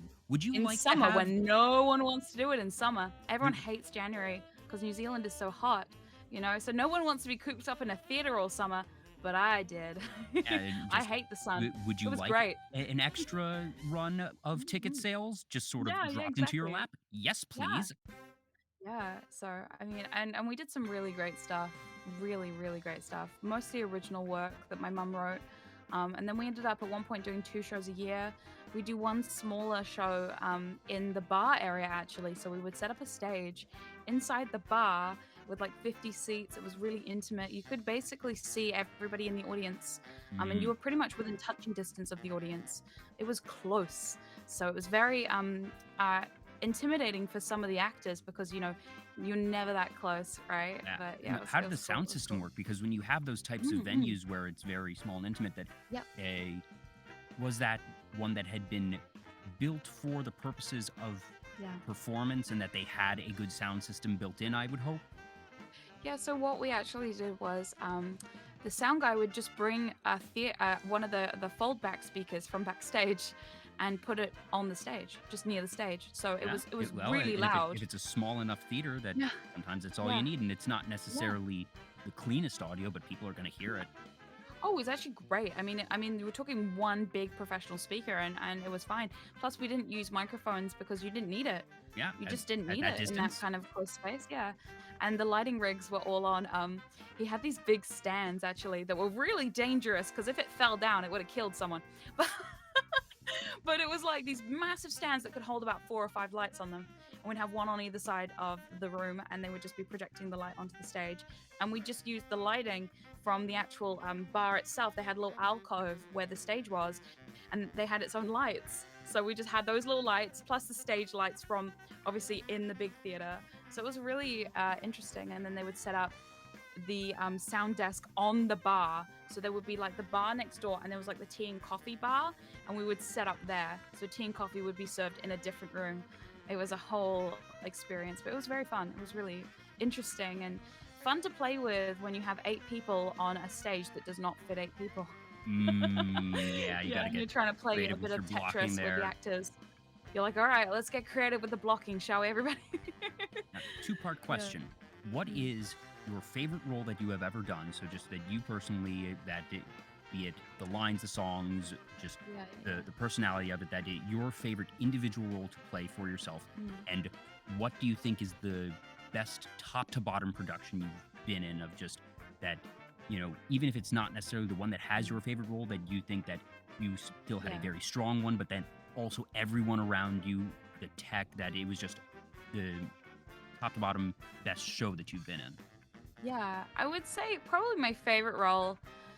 It's both my favorite and my least favorite role was definitely Miss Fleming and Heather's. I had such a interesting time with that one because it was a role that I was really upset to get. I Mm, was, I was mortified. I was like, I do not want this part. I nearly pulled out at one point. I was like, I just don't know if I can do this. But I'm really glad I stuck with it because it was a really interesting show. It was really fun to be in. The cast were amazing. Everybody was so nice. It was my first show in years because I took a big break after I left directing. And then 2 years later came back and did Heather's, and I was like, whoa, this is actually really fun. Everything was on point. Plus, I got to sing backup for like all the songs, and I mean, the songs in Heather's are incredible. I nearly lost my voice several times from not just singing really loud and really high and belting a lot, but also from laughing. Uh, mm, some of my favorite memories from that show, there was actually one. Um, the show is really rude. There's a lot of lewd humor in it. And there's one song that we kept in there. Um, Called I think they nicknamed it "Sword Fight in Her Mouth." It's like a whole thing, oh my goodness. and it's all about a rumor that goes around the school that Veronica's been doing some stuff with some boys, and she hasn't, but they make this rumor up. And one night, a friend of mine was like, did this move that just made us all laugh so hard, where he was simulating some sexual acts on stage because he was up on the top mezzanine floor. You couldn't really see him very well from the audience, so he thought he could get away with it. And at one point, as he's simulating these acts, he wipes his face with his finger, and we just all literally like lost our minds God. backstage because we can see him and we're all looking at him laughing. So the first night it happened, I watched it and I was like, oh no, that's so rude. And I run backstage, literally, because the backstage area has like an upstairs where the dressing room is. So I literally run up these stairs. I nearly trip, and I'm like, you need to come and see this. You need to. By the time they get downstairs, it's over, and I was like, okay, tomorrow night, let's do it. So the next night, three of us are stood there. We're waiting. He does his moment. He does the move. He wipes his face delicately. We all go, oh no! Oh no! Oh no! Oh, and so the next night there was at least 5 or 6 of us, and we were like waiting for the moment. And the It second becomes a we were running like, joke. we were all like quietly like, yay! So that was definitely one of the best experiences. It was so fun. It was just everything about it was great. Although I think one of my other favorite shows, I think just because of how it was, and it was just like a well-oiled machine by the time it finished. I was in Avenue Q. Yeah, I was Avenue the Q. I was the girl bear in Avenue Q. Oh, the Bad Idea Bears. I was the pink Oh my one. It was gosh. really fun. It was really fun, and I never could remember any of the lines. But yeah, it was just great, and we got to sing "Loud as the Hell You Want," and that was really fun. Every night doing that was just so cool. And the puppets, I think for me, like the biggest thing was the puppets. I didn't realize how much I liked puppets. I think probably why I'm a VTuber now, right? I'm just like digital puppetry, but I just loved the puppets. It was just so fun. And because I was one of the smaller parts, what they did for me and the other person who played the bear, and also for Trekkie's left hand, because there was literally one person whose only job pretty much was to be Trekkie's left hand. Yeah, because Trekkie's puppet is so large that it requires 2 people to operate. Yeah, there were a couple like that actually, which they had hands. They literally had hands. So one person would do the face and the hand, and the other person would do the other hand. Like Nikki was one of them. If you've not seen the show, go watch the show. It's really funny. Absolutely. Very so rude. good. So good. But one night I remember I got to play lots of parts. So I got to do Princeton at one point during like the wedding scene. So I had to go backstage, undress Princeton's puppet, and then come back all disheveled, and then quickly like be doing buttons up like we'd been doing stuff in the cupboard. And then like, so that was me. But it was really funny because the actor who's voicing Princeton was on the other side of the stage. So he's there. I'm having to play the mouth of Princeton. So it was really funny trying to get that in time. There was just so many like little working parts. I got to play a box on a stick at one point. That was really fun. The best part was there's a song called "There Is Life Outside Your Apartment." Yes. And it's crazy. The whole vibe of the song is we're all walking down the street. It's and literally things are moving Touch by. Grass the song. Yeah, it's literally Touch Grass the song. It's so good. It's really funny. But I got to play Nikki at that point. So I was doing Nikki's mouth and Nikki's right hand. And the person who played the other bear was the left hand. And so there was this door we had to exit through to get into the scene. The door was so small. So we would literally like turn ourselves on our side and just inch our way out. Oh my goodness. It was just so funny. The whole thing was just hilarious. At one point we also had to hold up a bed during Fantasies Come True. Oh, yep. There was this big bed on wheels, and we had to wheel it out and stand there the whole song holding it in place, making sure it didn't move, and then wheel it back off again. It was crazy. The whole thing was great. Oh, that sounds so Yeah, fun. so we had a I've really seen good time. Avenue Q, heard the soundtrack countless times, and that seems like such a fun one to be in. That It's it doesn't so matter good. which part that you have, that everything in that show is just so fun and silly, but also just so unique because there's not many shows that have puppets like that. And it's very much a ripple effect of the fact that you're operating puppets. Like you said, the fact that you're going to need sometimes 2 people to play one role technically, or have these different types of sets that are tailored to the puppets that you're not going to have when it's just human actors. Yeah. And then there comes the fun part of there's props and puppets. So in one scene with the bears especially, we're at a bar and there was all these cups, and the amount of times the director was like yelling at us about how to hold the cup with the puppet hands. Because you're like trying not to drop this cup, this plastic cup. You're like, I don't want this to fall. It's quite heavy. But also you're trying to grasp it with your puppet hands. You're like, this is very difficult. So it was kind of fun. And we would be practicing a lot because we had a lot of time. Because when you're in the ensemble, obviously you have more time than the leads in that show because the leads are doing so much. Most of the leads were double cast as well. So they would be playing 2 really big parts back to back. And that was really tricky. So for us in the ensemble, it was Point, I real like feel like chill. why aren't they Yeah, just giving I the don't know. the bit parts one of those Nobody large wanted to roles? audition for them. Oh, It well, was one there of you those go. shows. Yeah, Mm. yeah, yeah. Where I live, very conservative. People were not ready for that show, so we actually had people Ah. walk out of the show, especially Oh, after that's there's a. fun. It was loud as the hell you want. People would just leave. You'd see people get up and leave during loud as hell because it's a puppet sex song. There's like a Yep. puppet sex orgy. Oh, It's yeah. like a whole thing. No, Yeah, I'm nude imagining puppets flying. the producers type of situation of, well, I never. Yes. Yeah, pretty much. I remember because I was always at the front of the stage during Loud as the Hell You Want because there was a Oh, so you could lamppost. see them I standing up. was doing a pole dance on a lamppost with my puppet, and it was real fun. And we were having a good old time. So I'd be whipping my hair around. I'd be like, "Oh, I can see people leaving. Nice. See ya. Have a good time. Bye." Oh, that's You didn't sign incredible. up for this, did you? Oh, okay, cool. Hey, Yeah, so no, it was Avenue fun. Q is a well-known show. This isn't like Yeah. this wasn't one that Oh yeah. had that was written specifically for this theater. Yeah. If you buy tickets to a show Yes. and don't do a simple Google search on it, that's on you. Exactly. And there were signs. Literally. They had like 3 or 4 Oh, I'll bet. signs. Yeah, And it was you have on to the make sure the ticket. kids It was don't like a get whole brought in thing. or something at the very least. So, Yeah. at that point, that's their own fault. No refund. Mhm. Sorry. Yeah. But no, Are there it was really cool. Are there any shows or Mm. specific roles that, if you could have your dream casting, Yeah. if you were assured, all right, that if you participated in this show or with this theater, that you could get to do this show of your choice, or Mm. in this show that you could get the role of your choice? Do you have anything Oh, that's sort of wow. on a bucket list, or is it just you Yeah. take them as they come? Because I admittedly asked this question. If you were to turn it around on me, I would not have a great answer. So if you don't have a good answer, that is okay. Yeah. Oh man.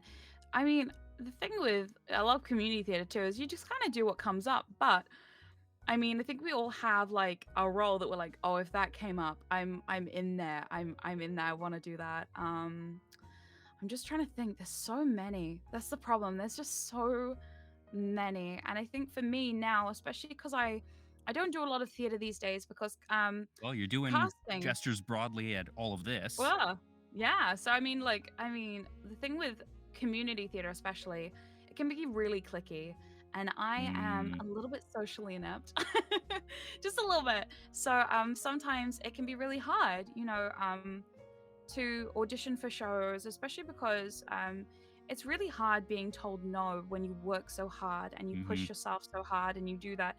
A lot of the times too, casting is on a looks basis. Now, I'm not Oh, saying yeah. anything about how I look, but I'm also saying like when you look like I do, people are like, I don't know if I see you in this part, So there's a lot of that was going on. I auditioned for things like Mary Poppins, which my voice type perfect for, wouldn't get it because they're like, well, the costume is this size, you're not that size, so you can't be in the show. So stuff like that would go down, and it just would always make me go, oh well. So, but for now, what I like to do is I like to find a lot of music that I like to sing, that I think is good for me, and I get to share it with my stream now. I sing a lot of songs from things like Mean Girls. I love Mean Girls, the musical. I think an absolute dream role of mine would be Christine and Be More Chill. I feel like I am Christine and Be More Chill. I'll admit I haven't seen it, so I can't speak to it. That Oh my I've heard bits and goodness. pieces Great. of the show, and I've heard very good things about the show. Yeah. That was but I've not actually seen my it in its entirety. that was actually one of my younger brother's high school production, and he was in it and he played a lead, and I was so proud of him because he's Ah. not a singer. He's not a singer at all. And they gave him the part of there's a part in it called Rich, who is like he's supposed to be like the really obnoxious asshole dude, but his song that he sings, the Squip song, is so high. It has a big falsetto note in it, and every night when he hit that note, I was like so proud. Yeah, there you We'd go. be working on it together, and I'd be like, "Oh, you just have to hit that note." But yeah, Christine from Be More Chill, she's very like me. She's like very big into acting, and she's done a lot of parts, but she's also a little bit eccentric. So I like her a lot. Oh, what else? There's so many. Oh, I really wanted Mary Poppins. I think that would have been a really fun thing. It would have been very different for me because it's a very rigid, put together kind of part. Yes. I'm not used Yeah, to playing that's such certainly rigid, that put together it's people. it's the opposite of the villain. It's the opposite of the Yeah. sort of Yeah, yeah, wild role that Mary Poppins is exactly. practically perfect in every way. Exactly, but it's such a fun score to sing, and I'm a big fan of Julie Andrews, and she's Mm, such an inspiration to me. So anything in her voice range, I'm like, yes, let's do that.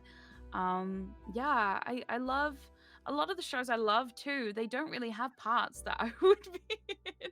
Like I love Phantom of the Opera. That's one of my faves. It's a really good show. mm, mm. But it's definitely not a part that I would sing, not willingly anyway.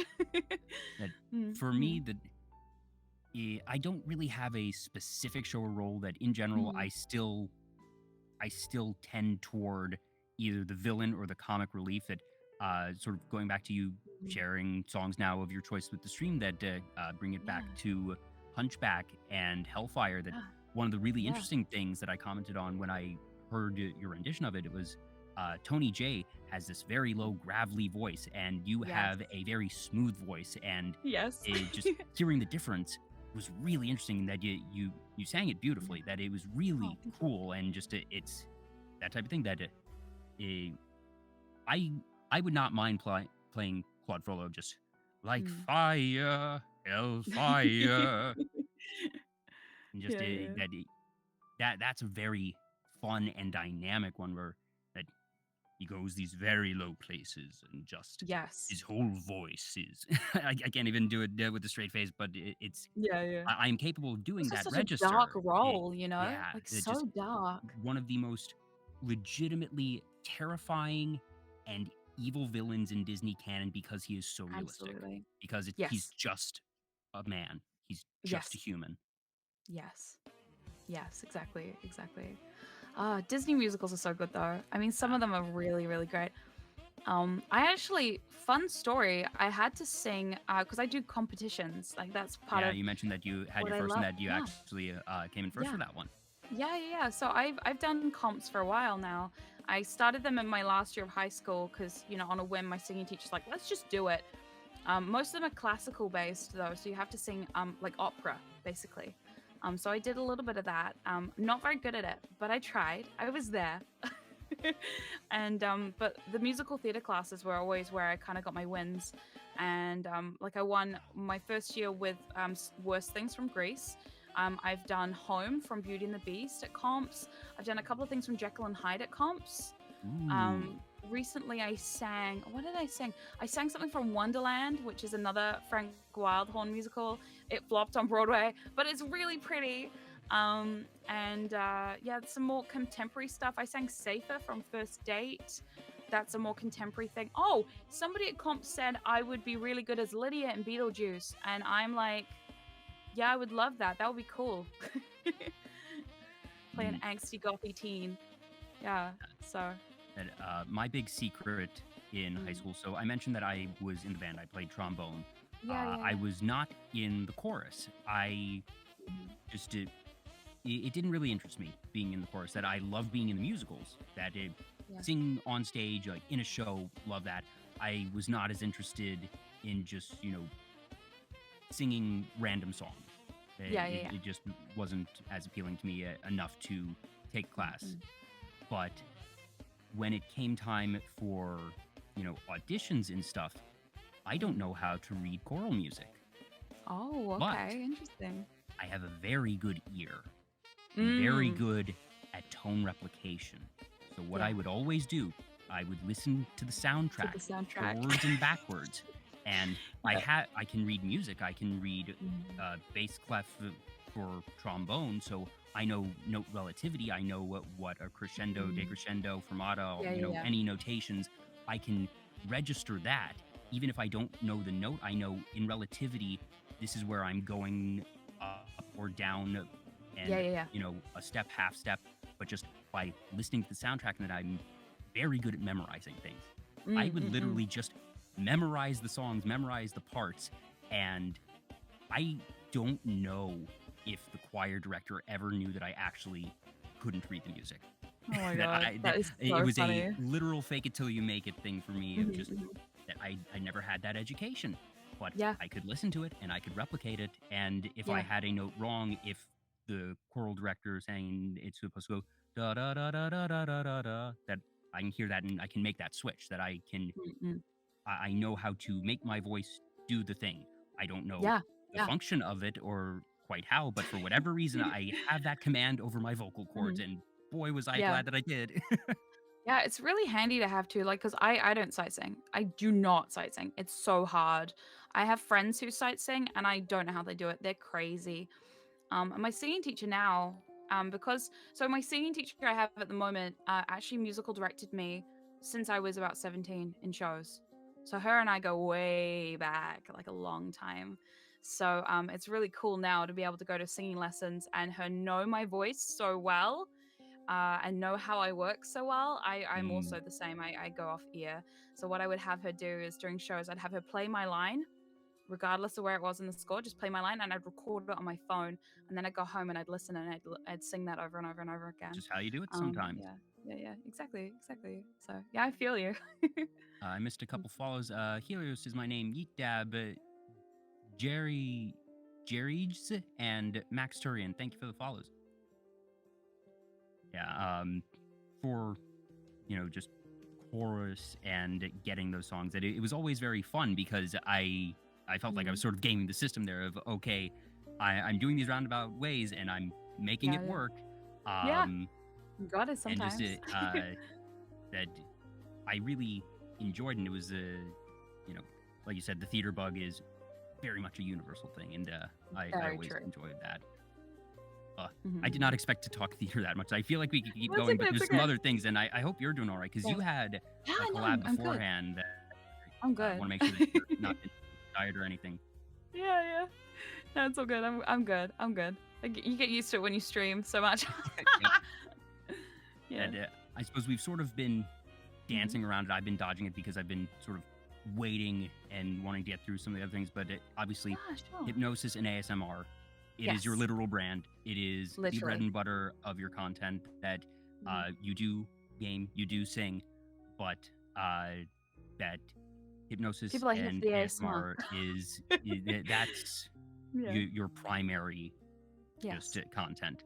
Yeah. Um, you talk a lot on stream of how you got into it. I'm not gonna ask those intro questions. I'm gonna Yeah, yeah, try sure. and figure out a couple angles here that hopefully Mhm. folks who have been to a lot of your streams might not have heard as much. Yeah, And sure. one thing that really interested me was you mentioned, and you've actually mentioned it earlier today Mhm. already, the fact that you are certified with Yes.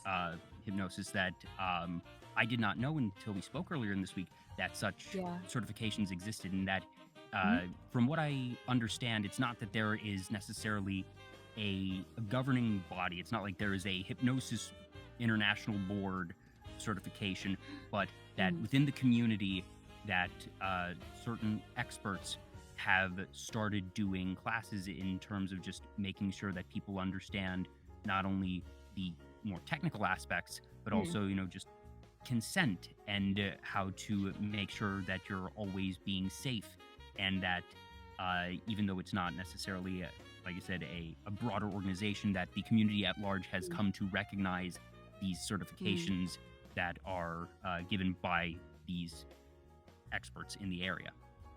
Mm. So a little bit on that. So there are certifying bodies. So Oh, there are. Okay. yeah, there are. But it's interesting with hypnosis because every country and even some regions have their own. I have my credentials through two places. One's called the National Guild of Hypnotists. So it's the NGH. That place is based in America, I think. They were one of like the leading like global organizations of like certifying hypnotists. I know here in New Zealand, if you go through Hypnotherapy New Zealand and get your certification there, they'll probably do it through the NGH, or they'll do it through the other one that I have, the ICBCH, the International, I see, the International Certifying Clinical Hypnotist Certifying Board something. Oh It's a my long goodness. acronym. I can never remember it. It's a whole thing. But yeah, so those are like the two main places people get them through. There are other places as well people can get certifications through, and some places now also do like proper like degrees in hypnosis. So for me, that basically means that I went to a course. It was 12 weeks with somebody in the community who teaches that course, who's certified to teach that course. So he had to go to a weekend in like Las Vegas and they have like a proper class that they teach in how to be certified to teach to get people certified, if that makes sense. The fact that So it's in yeah. Vegas actually doesn't Yeah, surprise me because, I know. stage hypnosis is Yep. it's such a stereotypical Mm, Vegas thing of, just right. that type of showmanship Yeah. and that type of Yeah. act is something that certainly it makes Yeah. sense that they would set up shop there, that's where you're going to find it a bit more Mm, commonly. But yeah. at the same time, that means that, hey, that's a fun place to be taking a class. I know, right? Yeah. So that was cool, but I did mine online luckily because New travel, Zealand to man. Vegas Ooh, is quite a it's a trip. lot. Yeah, I've been to the States before for work, but it's not something I like to do regularly. So yeah, it was 12 weeks online. And then yeah, I got two certifications. But for me, it's also like because a lot of people they get the certification and they become a hypnotherapist or what we call a certified hypnotist. So in some places, it's actually illegal to call yourself a hypnotherapist. Here in New Zealand, I can technically call myself a hypnotherapist because our laws about hypnosis are really lax. Not calling out New Zealand, kind of thankful, but also, I don't know. So yeah, so some places, especially in America, every state has their laws about hypnosis. Something I didn't know before until I did that course. It's actually part of the Again, course is to learn not how to find the laws. again something Mhm. I'm not entirely shocked to hear, but it's still fascinating Yeah, because you never really think of, right. all right, this is something that the the local governing body, regardless of if it's Yes. New Zealand or whatever state in the U.S., that eventually is going to get brought to the House, Senate, what have you floor, and that Yes. these people who I assume are completely uneducated on the subject matter Yes. are going to pass something, and that you just sort of Of have to course. hope that it's something that is workable Fair and because reasonable. Yeah. it, it can vary Mhm. the effectiveness and the practicality of Yes. certain laws, and just it, I do I think it's understandable when you would have a limit on the title that can be used. I Yes. I don't I'm not knowledgeable enough really to say Mhm. which title would be best or if the ones that Mhm, are mhm. allowed and disallowed are the right ones. But I Yes. I find the fact that that is actually a point of contention very fascinating, but still very It logical. is. Yeah, so I think a lot of it too comes down to the fact that they don't want people calling themselves therapists who haven't done Mm, the correct credentials to do that. So technically, I say to people, I'm technically a hypnotherapist, but I don't also use that title. Like, I don't use the title at all. Like, it's yeah. not something that resonates with me. It's not something I have. I'm a certified hypnotist. That's the official title on both of my certificates. One of them it has something different. It's like something certified hypnotist, something something. You could also have. There was another title you could pick between. I can't remember what it was now. It was something really just mundane and basic. So I was like, oh, I'll just go certified hypnotist, whatever. That sounds fun. Now, if you Um, get yeah. Mhm. a proper generic therapy Yes. certification Yes. and a hypnosis certification, are you then Yes. allowed to call yourself a Yes. hypnotherapist, or are you Mm. required to say, I am a licensed therapist and hypnotist, but you still are you allowed to at that point combine the terms? Do they need to stay Mhm. separate? No, so how that works is I actually had a friend who did that. They became a therapist. So what happened was they had the correct credentials to call themselves a therapist. So they just sent a thing back to the ICBCH to say, "Hey, I'm a hypnotherapist now. Can I have the title hypnotherapist, please?" And they were like, "Yep, sure. You're a Okay, so therapist. you are Great, you allowed can to be sort of hypnotherapist." Voltron those Mhm. and Yes, staple them yes. together. But it's so weird because, like I said, it also comes down to the legality in your area. And in my area, uh, hypnotherapist is a title that anyone can use willy nilly with or without credentials. So, Mm. hypnosis, New Zealand, what? Anyway, so yeah, my partner and I, we always have a bit of a joke because on their website it says hypnosis is so safe and natural. So we have this running joke where we're just like, safe and natural. So yeah, it's kind of it's a whole thing, but I yeah. mean, So look, mm, it's that pull from mhm, both sides, because then you sort of have the opposite where safe and natural, say it a bit jokingly yes, here, but it's Mhm. also not as malicious as some people think it is. That you have the Yeah. stereotypical mind control trope in Yeah. media, Yeah. everything from childhood cartoons to major films, where it's you are completely out of control, and obviously that is Yeah. not how it works. No. So No. at it's that balancing act of, all Yes. right, you want there to be an amount of regulation so no Yes. random person can just advertise themselves as being qualified in this area that can be sensitive and that Yeah. can have Yeah. repercussions if not approached thoughtfully and carefully. But at the Mm. same time, you also don't want it to be overdone to the point where No. it's almost It's like too fear hard to get tactics, and into. people think that it's uh, so harmful, and that these terrible things can happen at the snap of a finger. Mm. Yeah. Yeah. And it's interesting because even with what I do, there's a lot of contention between hypno kink and vanilla hypnotherapy. So a lot of people who do hypnotherapy would look down at someone like myself, even though I'm doing my due diligence. I'm taking as much care as I can. I put a lot of thought and safety considerations into what I make. But because I make spicy, erotic things, a lot of people from the vanilla side of things would just look down at me, or say, like, I've had people say I should get my certifications taken away from me because I do erotic hypnosis, even though that's not the case. And funnily enough, when I did my second certification, I spoke to my trainer, and he was like, "Yeah, the guy who runs the course knows about your channel," and I was like, "Great." Oh, Great. now So this it could was go one fine. of a couple of ways. It was fine. It was fine. He was like, he knows about your channel. He knows who you are, and yeah, it's fine. Because I was like, is that going to be a problem?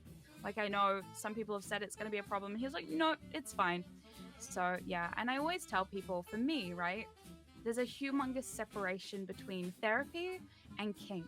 And I always say to people, especially in the hypnosis realm, because unfortunately, most recreational hypnotists, who are people who are not certified, they might not have as much experience, or they just do this recreationally for fun, because it's not their job.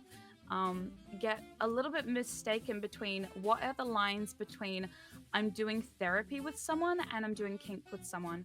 So it's Mm, something my partner and I, because she's also certified, we talk about a lot, and we share with people a lot, like, hey, it's all fun and nice to relax people and do some wholesome things with them outside of kink, but also when you're stepping into the field of therapy, that is for people who have the certifications, who know what they're doing, who are qualified for this stuff, and not for you. you know and so for me, even though I can do it, I feel with my audience and the power imbalance, I have power, I have privilege in my power as a content creator, as a voice, as somebody with a small following. I always say to people, like, I do not want to be doing therapy with you, because I have a power that I feel like could get very easily misconstrued and end up in some really negative or toxic situations. mm. So I'm very careful. Be like, look, I'm here for fun times, for kinky things, occasionally wholesome stuff, but I'm not your therapist. Like, yeah. Yeah. Voidfield 101 in the chat says, I know Yes. here in Austria that you need to have a special hypnotherapy course. Hypnosis and a degree for therapy is not enough. Yeah. Europe has some of the top like hypnotherapy courses in the world. I knew someone I think it was in Germany, who was doing one, and it was actually a full-time, like 6 months, like proper degree Oh, in wow. hypnosis. Yeah, it was serious stuff, and I was like, whoa. Some people out there have some skills, Yeah, it's cool. Now, as you mentioned that you've been at this for, actually, how many years have you been at this? So I guess this might be two parts. That how many years have you done hypnosis, Mhm. including time before you became certified, and how Yeah. long have you been certified? Yeah. So I started my channel officially in July 2017. And obviously, I started the channel to talk about hypnosis, to show people that hypnosis is not so weird and that normal people do it. I mean, as normal as I can be, right? Yeah. So normal, regular people do it. So that was 2017. So it's been about 5 years now, and I got my first certification in, oh my goodness, late 2018, early 2019. Okay, so you've been certified for longer than not. Yeah, I have at this point. Um, that for me was really important, especially because after my first year of doing actual content, because when I started my channel, it was all live streams. I was a submissive at the time, so I wasn't a dominant like I am now. And I used to be known as the secret subject because I was That's a where the name submissive, comes from. a subject, and also it was a secret. So I would do these live streams where people would hypnotize me on live stream. Yay! And people were asking the other day, have you still got those? No. So yeah, and I was kind of known on Tumblr a little bit as well before that. I built a small following on Tumblr for gifs of my face in trance. That was my claim to fame. I had a real good trance face. So I used to do that every week. And then in 2018, somebody said like, oh, your voice is hot. You should make files. And I was like, really? And then like, yeah, I'm sure you'd be a great hypnotist. And I'm like, oh, it's not really my thing. Maybe I'll try it. So I started switching a little bit.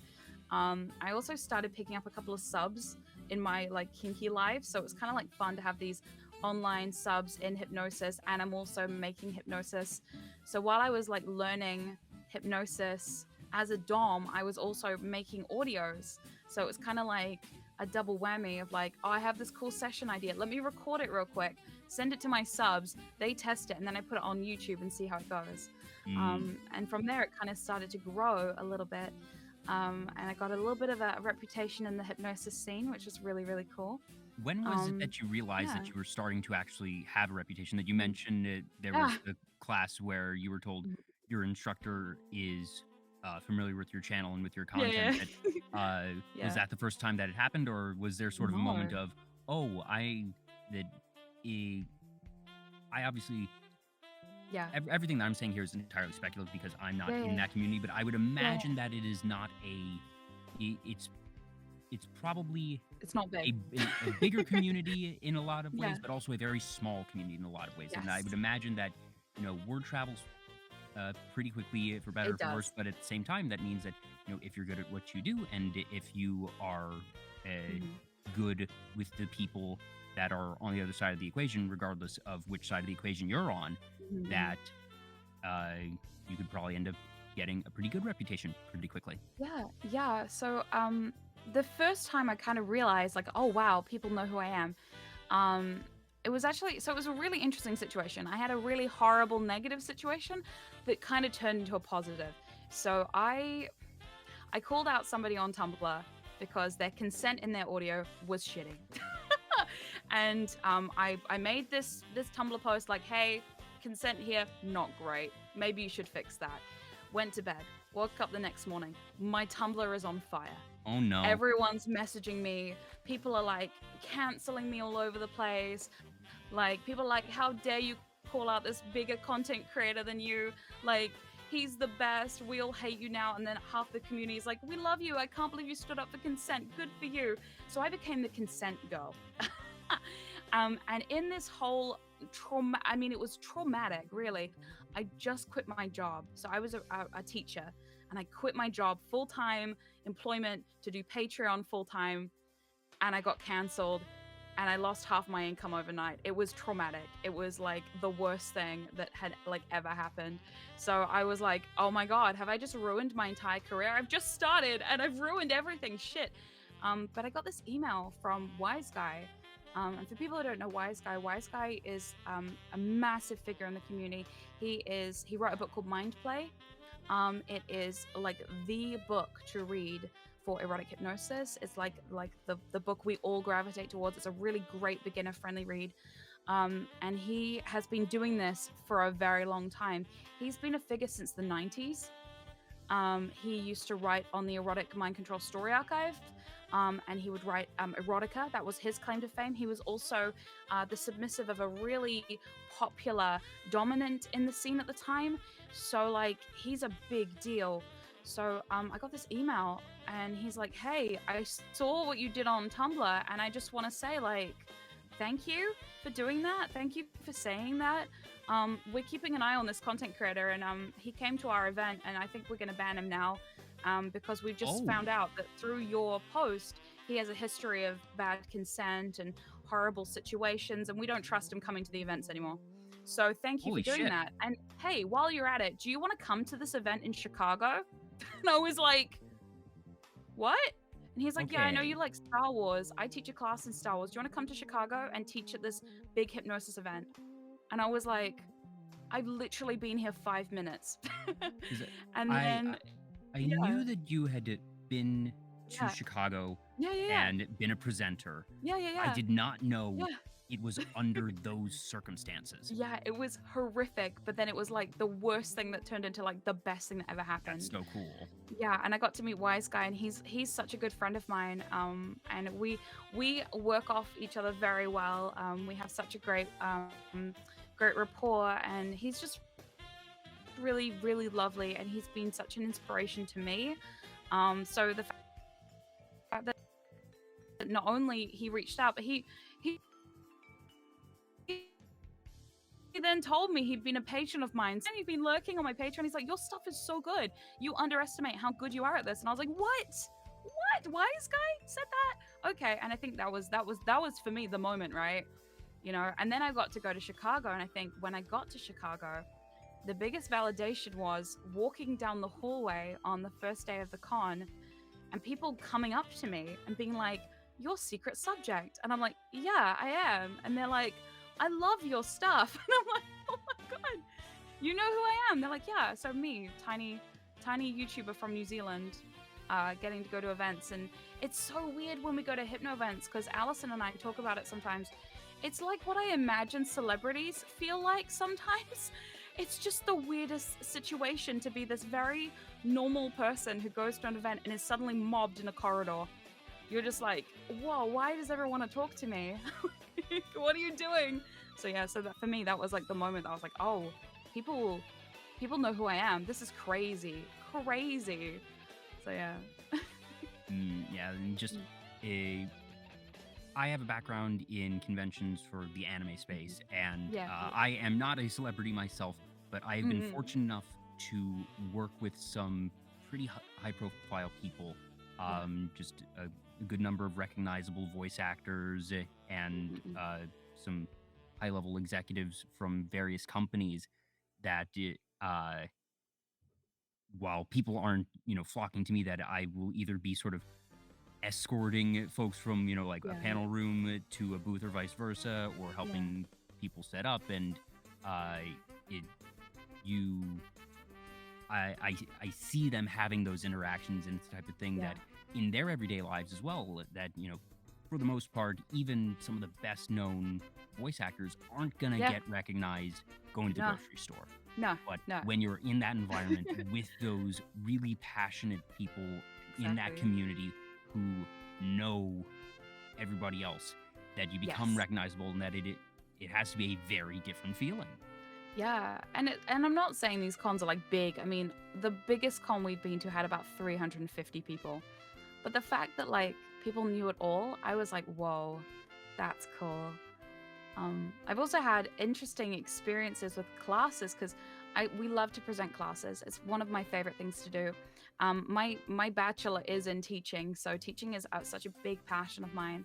And I have So to to be believe able that to, actually yeah, played into mhm, your just adeptness, I would say, yeah, both as a streamer but mhm, also as a hypnotist. That yes, my mother is a teacher and has mm, taught everything from elementary school through high school for many, many years. yeah, And teaching is first and foremost communication, and yes, it's the ability to communicate but also convey information. And I can see pretty mhm, easily, as someone who, again, is not in this particular scene, how those skills would overlap very, yeah, very naturally and mhm, make you particularly adept and trained, really, in these different factors that mhm, most people aren't actually going to have training in. And I wouldn't be yeah, surprised if that played at least a part in your ability to really just uh, jump into that whole sphere and be yeah, as successful and just able to handle things as well as you did. Yeah. Yeah, and I think it's interesting too because a lot of people, when I go to cons, people get real nervous about presenting a class. For me, I'm like, nah, this is just what I do. Um, one year we booked the 101, which is like a big deal, especially being somebody so young like Allison and I. Teaching a 101 was a big thing for us. So we taught a 6-hour 101 in 2020, I So think it making was. sure, Yeah. just Mm. based on context clues here, I assume Yeah. that the 101, that this Yeah. being the introductory course, Yes. and therefore probably one that is the highest Yes. attended at the convention, Oh yeah. because inevitably you're going to have a lot of folks who it's their first convention, or even folks who might be more experienced who might Mhm. want to go to just, have that refresher that it is by definition the most accessible course and panel that's going to be there. So you're going to Yes. have probably the biggest audience, and therefore it is a great honor and responsibility to run that. Yes. Yeah, so for us, it was the pre-con. So what they do at some of the cons that we go to is they do a con and they do a pre-con. And the pre-con is like 4 or 5 6-hour classes where you take an intensive on one subject. And for us, I always wanted to be the one-on-one person. I wanted to be the person helping beginners. I have such a passion for helping new people get into this kink because I understand that there is an educational hurdle when it comes to engaging in hypnokink. You can't just like jump into hypnosis and like not know anything about hypnosis to start away. You know, you have to know a little bit about something and a little bit about how the mind works to be able to get it going, and to have a good scene and to have great experiences and to know what to expect. And that's on both sides of the pocket watch, whether you're a submissive or a dominant or a switch or whatever role you're I taking. love the phrase on Mm. both sides of the pocket Yeah, watch. yeah. Somebody told it to me like in 2020 at one of the cons, and I was like, I'm stealing that. That So is good. amazing, and I love it. So she goes, I am the pocket watch person. I love pocket watches a lot. But yeah, so my partner and I, we taught this 6-hour 101. It was one of the hardest classes ever, but it was so worthwhile. And then we were lucky enough to be able to do a shortened version online for the first ever online one during 2021, middle of the pandemic. So it was so cool. We've since stepped down from that because I'm trying to limit my contact with conventions, unfortunately, just due to some safety issues. But hopefully once we get all that sorted, I'll be back up and running and back into teaching because it's so fun and you meet so many great people. And the amount of times I've gone to cons and just not done a lot but had a really good time doing it has been really, really cool. And I've met so many great friends. Oh, I've got a friend of mine who is a friend of mine now, but at the time I was at this con in 2019 and they wanted me to sign their con program. It was the cutest thing I've ever had happen in my life. I was like so like floored and honored and then freaked out because I had to come up with a signature on the dot. I was like, shit. I've had that circumstance Yeah. a very small number of times related to just there were a couple things that I did related to some orchestras and other things that I was involved with, and that I got to work some shows at some pretty high profile venues like professional orchestras, and that there was a meet and greet, and that I was there as part of sort of more an informational capacity, but since some of the things I worked with, that there were these people who just wanted every signature of everyone that was involved with the thing. So not as individual recognition as you have, but it's being asked for a signature is sort of the ultimate, and I feel like it's the big imposter syndrome moment of, hey, Yeah, you want my signature?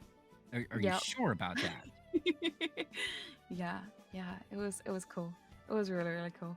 And Pop-Tarts. For some reason, I have this thing with Pop-Tarts. I love Pop-Tarts. I love them. Now, in New Zealand, it costs $10 for a box of 4. So whenever I'm in the States, it's expensive because we have to get them imported. We don't have I guess that Pop-Tarts there's probably some tariff or something because it's not a Yeah. particularly healthy food, goodness knows, No. and that they We don't probably. have high fructose corn syrup, so we can't just make Pop-Tarts. Oh, there Like, it's you not allowed to go. be made in the country. So we have So to get them did imported. you Mhm. I did you made a just tweet. stock up here and then like I guess it wouldn't be Yeah. considered smuggling because importing is totally legal, but that Exactly. you I just did. imported a whole ton stocked up. So Mhm. how many boxes did you buy? How much of Oh, your suitcase did it take up? so And did anybody in like, airplane security open your suitcase and give you a funny look? So, how it went was the last time Allison and I went to America, we always have a tradition when we buy the biggest box of Pop Tarts we see on the first day. So we bought our big box of Pop Tarts, and I was like, "Sure, this'll last us just for the event." It's like 40 or something Pop Tarts or something. But knowing us, we're gonna eat them. You don't eat well Mhm. that weekend. You eat like No. trash, and you just kind No, of go hard. that's When in Rome. part of the territory for cons that you accept that this Mhm. is a vacation. Yes, If you're dieting or anything, you're not not gonna dieting for those happen. couple of No. days, and just you, it's okay because it's a couple of days. It's a special Exactly. occasion. Don't worry Mhm. about it. Yeah, and so I also happened to have made a tweet that was like, "Hey, if anyone's going to the to Charmed this weekend, I'm gonna be there, and I love Pop Tarts." Yeah, and I put it on my Discord server and put it on Oh, Twitter. I see where this is going. Yeah, I ended up with like 5 boxes of Pop Tarts. So I ended up with my big box and 5 extra boxes, plus 3 bags of chips and and a bag of what are they called? Russell Stovers, because my grandma likes these like sugar-free chocolates. And I said, "Hey, does anybody want to give my homophobic grandma some chocolates? I don't want to buy them out of my own money." So somebody brought Incredible. bags of them, and I was like, "This is amazing. I do not have to buy them for her. Thank you for doing this for me."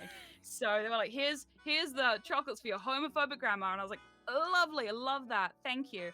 So so here we are, leaving America, heading back to New Zealand with our suitcases kind of stuffed full of as many Pop Tarts as we could carry.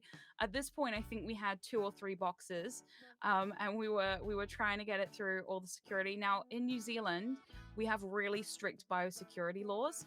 So what they Oh do yeah, is you when you have get to. to the yeah when you get to the border, what they do is you line up in a big long queue, and then they have 2 scanners. They have sniffer dogs everywhere, and then they have like a green line and like a "you need to go get your bag scanned" line. Yeah, So we're in and the you queue, probably have to and declare literally every item in yeah, your bags and uh-huh. So we decided not to declare. So we're literally like, we filled our form, and I'm like, "We have food," and Alice is like, "Is Pop Tart really a food? We can argue that. It'll be fine." I was like, "Okay, fine. We it's can be like, snack it's not stuff technically food." that it's not produce. It's not the stuff they're looking for. You No, know that it's not but actually is it a something they're food? looking Who for. knows? America did something to it. Now we're not sure if it's edible. But anyway, so we're in the queue. I'm freaking out. I'm like, "Oh, we're gonna get scanned." So we hand our things and they stamp it. They send us through the green queue, no scanning. I'm like, "Oh my God, we got away with it." As we're walking out, the sniffer dogs are like following me. I'm just like, "Oh God." We made it through the doors, no scanning, no nothing. So we ended up home with all these Pop Oh Tarts. my gosh. My dad was very happy. My brothers were Oh, I'd stoked. They imagine. were like, "Yeah, Pop Tarts, hell yeah. What flavors? Let's go." So Yeah, yeah, that was important cool. question. It's really Favorite cool. flavor of Pop Tarts? Oh, definitely either chocolate or s'mores or brown sugar. Anything fruit, Yes. don't even go there. Good taste. The brown sugar is a We classic. Mhm. The s'mores, you have to be in the mood for them because they have the weird graham cracker stuff. It's not the Yes, normal pastry. and they have to be toasted. You cannot hmm untoast that. There's no way. It's too much marshmallow to be untoasted. Yeah, that The I other can ones eat you the can get away brown with sugar untoasting. ones untoasted or toasted. Either is Mhm. good, but Yeah, yeah. definitely agree for the s'mores one that it's got to be warm. Yeah, yeah. We had a situation actually when Allison and I met in Chicago. We bought a big box of Pop Tarts. It was half strawberry and half brown sugar, and we didn't know any better. We didn't know there would be more shops to buy different Pop Tarts. We had no idea. We saw the first box of Pop Tarts we And you could take find, what and you I can get. grabbed it. I was like, "I've never been here before. Let's take it." So we like grabbed it. We like off we went. We did not eat a single strawberry Pop Tart. However, our room also it had a microwave. no cutlery, no plates, no nothing. So we had to get real creative that weekend, and Allison was trying to engineer a plate out of a plastic coffee cup Because you lid can't and some microwave them sticks. in that foil. You It can't was do just, that. no, you cannot. Don't try it. I wouldn't want to see anyone try, but yeah, it was just crazy watching her try and MacGyver plates up all weekend to try and toast these Pop-Tarts. In the end, I just gave up. I was like, I'm eating these raw. I don't, I feel like the I'm answer to not going that through is that this. usually most Yeah. hotels are going to have like a coffee shop in the lobby, Great. and you just grab a bunch of napkins and you Yeah, put it that's on the a good napkin. idea.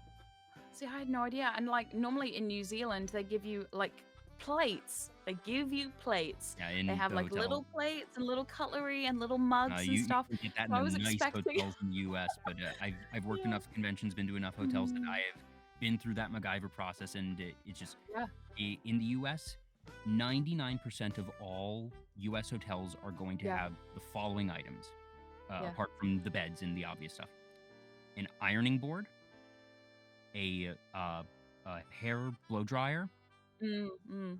and a Bible. The necessities, of course. It's the funniest thing. I Yeah, find yeah. it astounding that it is still there to this day. But if you look, there's usually just a drawer. It's usually in the nightstand. But Yes. like, there's 99% of the time there's going to be a Bible in a hotel room. It's Amazing. there's the way that I Required reading, actually obviously. first realized that. Funny enough, bring us back a moment to musicals, was Guys and Dolls, because there's a Oh, line at wow. the beginning where the two things that have been in every hotel room in America, the Bible and Sky Masterson. Nice. I like it. But yeah, oh, 1 year also. It's so weird, right?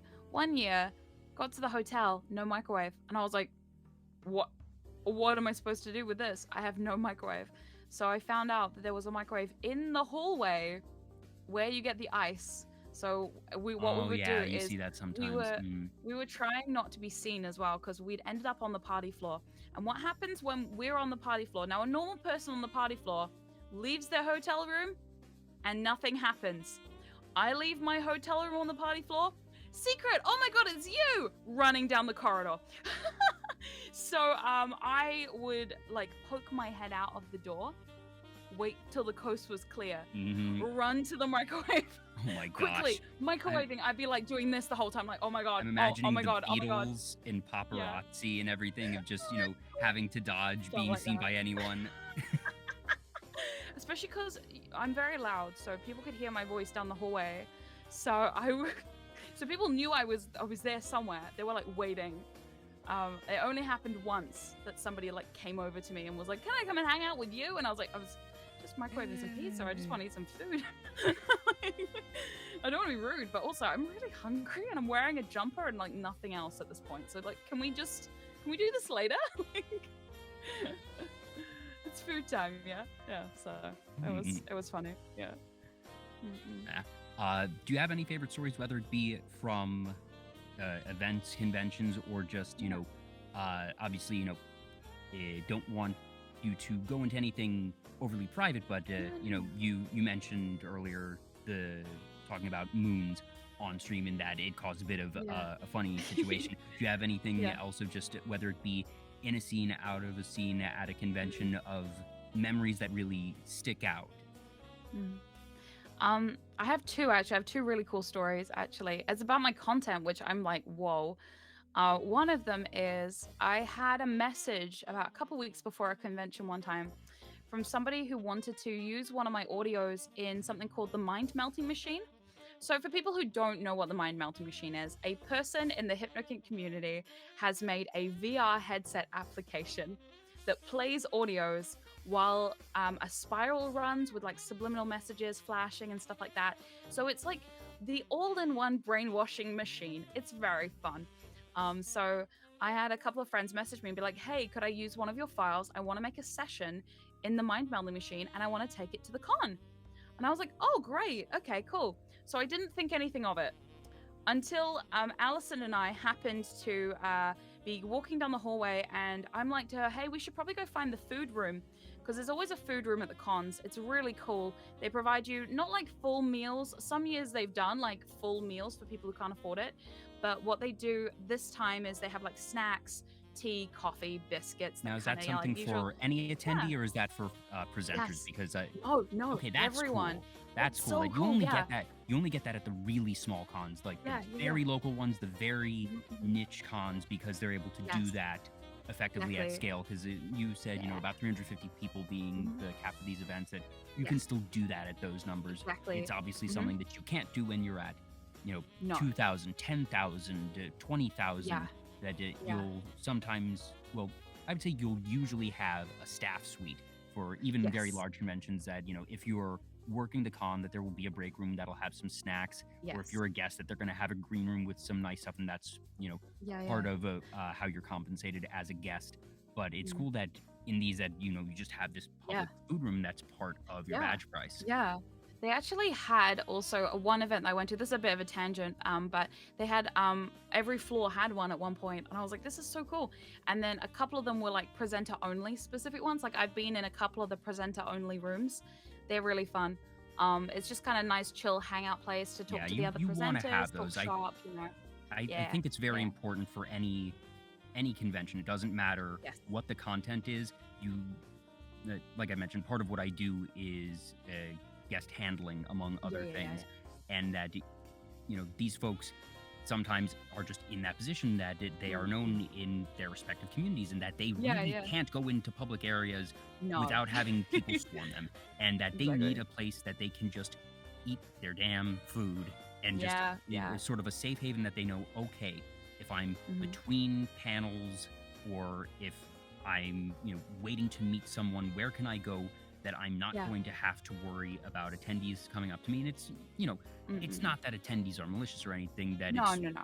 it's always the It's a lot. outlier, but at the same time it's a lot of Yeah. energy to be Yeah. It able to is. keep that up, even if it's with the politest of guests. And Exactly. Yeah. and you need to be able to assure your guests that there is a place that they can go where they're just not going to have to worry.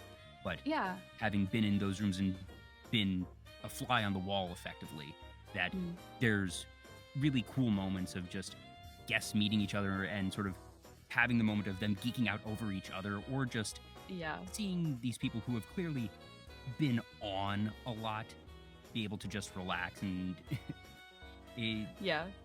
yeah. Yeah. So anyway, Allison and I, we're on our way to the public food room. We find it, and we walk in. We're like looking at the snacks. There's like a few muesli bars here and there, and like some teas or coffee, like whatever. Look over in the corner. There's my friend, who has brought her VR headset, and all of a sudden, I look over in the corner, and there's somebody like with their head on the table, like face first, with a VR headset on. So I casually walk over, and I'm like, "Oh, hey, oh my god, good to see you." And she's like, "Yeah." She's like, "I was like, what are you up to?" She goes, "Oh, fun story. That right there is your file." And I was like, "What?" This person's like conked on the table, and I'm like, "What?" She's like, "Yeah, we're playing your file right now." And I was like, "That's so funny." She's like, "Yeah, so right now she's listening to you, hypnotize her via the headset." And I was like, "That is incredible. I love that." And she goes, "Let's play a joke." And I was like, "Okay, what do you want to do?" She's like, "So she's gonna wake up in a minute, and then I'm gonna take the headset off her, and I want you to say in your hypno voice, like, 'Hi, how you doing? Like, are you okay?' And then freak her out." And I was like, Yeah, just "Okay." okay. She's already listening to your voice, and obviously, you're not going to do anything malicious, but No, that no, no, no, you no. get to It was have just sort like of a a hi. moment, and that's probably, Yeah. as soon as she's cognizant, that it was Yeah. probably a Yeah. pretty fun and delightful one of, oh, It was hey, really it's funny. you. Yeah. She like, so the headset comes off. I'm like, "Hi," and she's like, "The voice from the video." And I was like, "Hi," and she's like, "That was you." And I was like, "It was me. Hi, hello." Hello. She's like, "That was really good." And I was like, "You're welcome. You're welcome." And she's like, "Yeah, that was great. Thank you." I was like, "Oh no, thank you." And it was cool because Allison has always wanted to try the mind melding machine. So while we're there, Allison's like, "Can I have a go?" And I was like, "Oh, fine. All right, off you go. Have a go." And she's like, "Oh, it wasn't that bad." And I was like, "Really? Okay, whatever." So it was really cool to see though. Because for me as a content creator, right, I don't often get to see people engaging with my content like that. Because obviously I'm so removed from it, it's an Yeah, that audio you that might be people able to listen hear to in their own. secondhand Yeah, of yeah, people yeah. saying, hey, I really Yeah. enjoyed the file Yeah, or this but you part. don't get to see it ever. Yeah. And so in that position, because luckily it was like a safe for work kind of thing, it wasn't anything too overtly sexual and erotic. So I was like, oh, this is really cool. So it was really cool to get to see firsthand kind of the experience of someone listening to my content and like going through that and kind of getting feedback like in person was just so cool. So I was like, oh, that's really sweet. And to know that to this day people still use that file on the My Mail machine is really cool. My other really big thing that has happened to me at a con that is so incredible.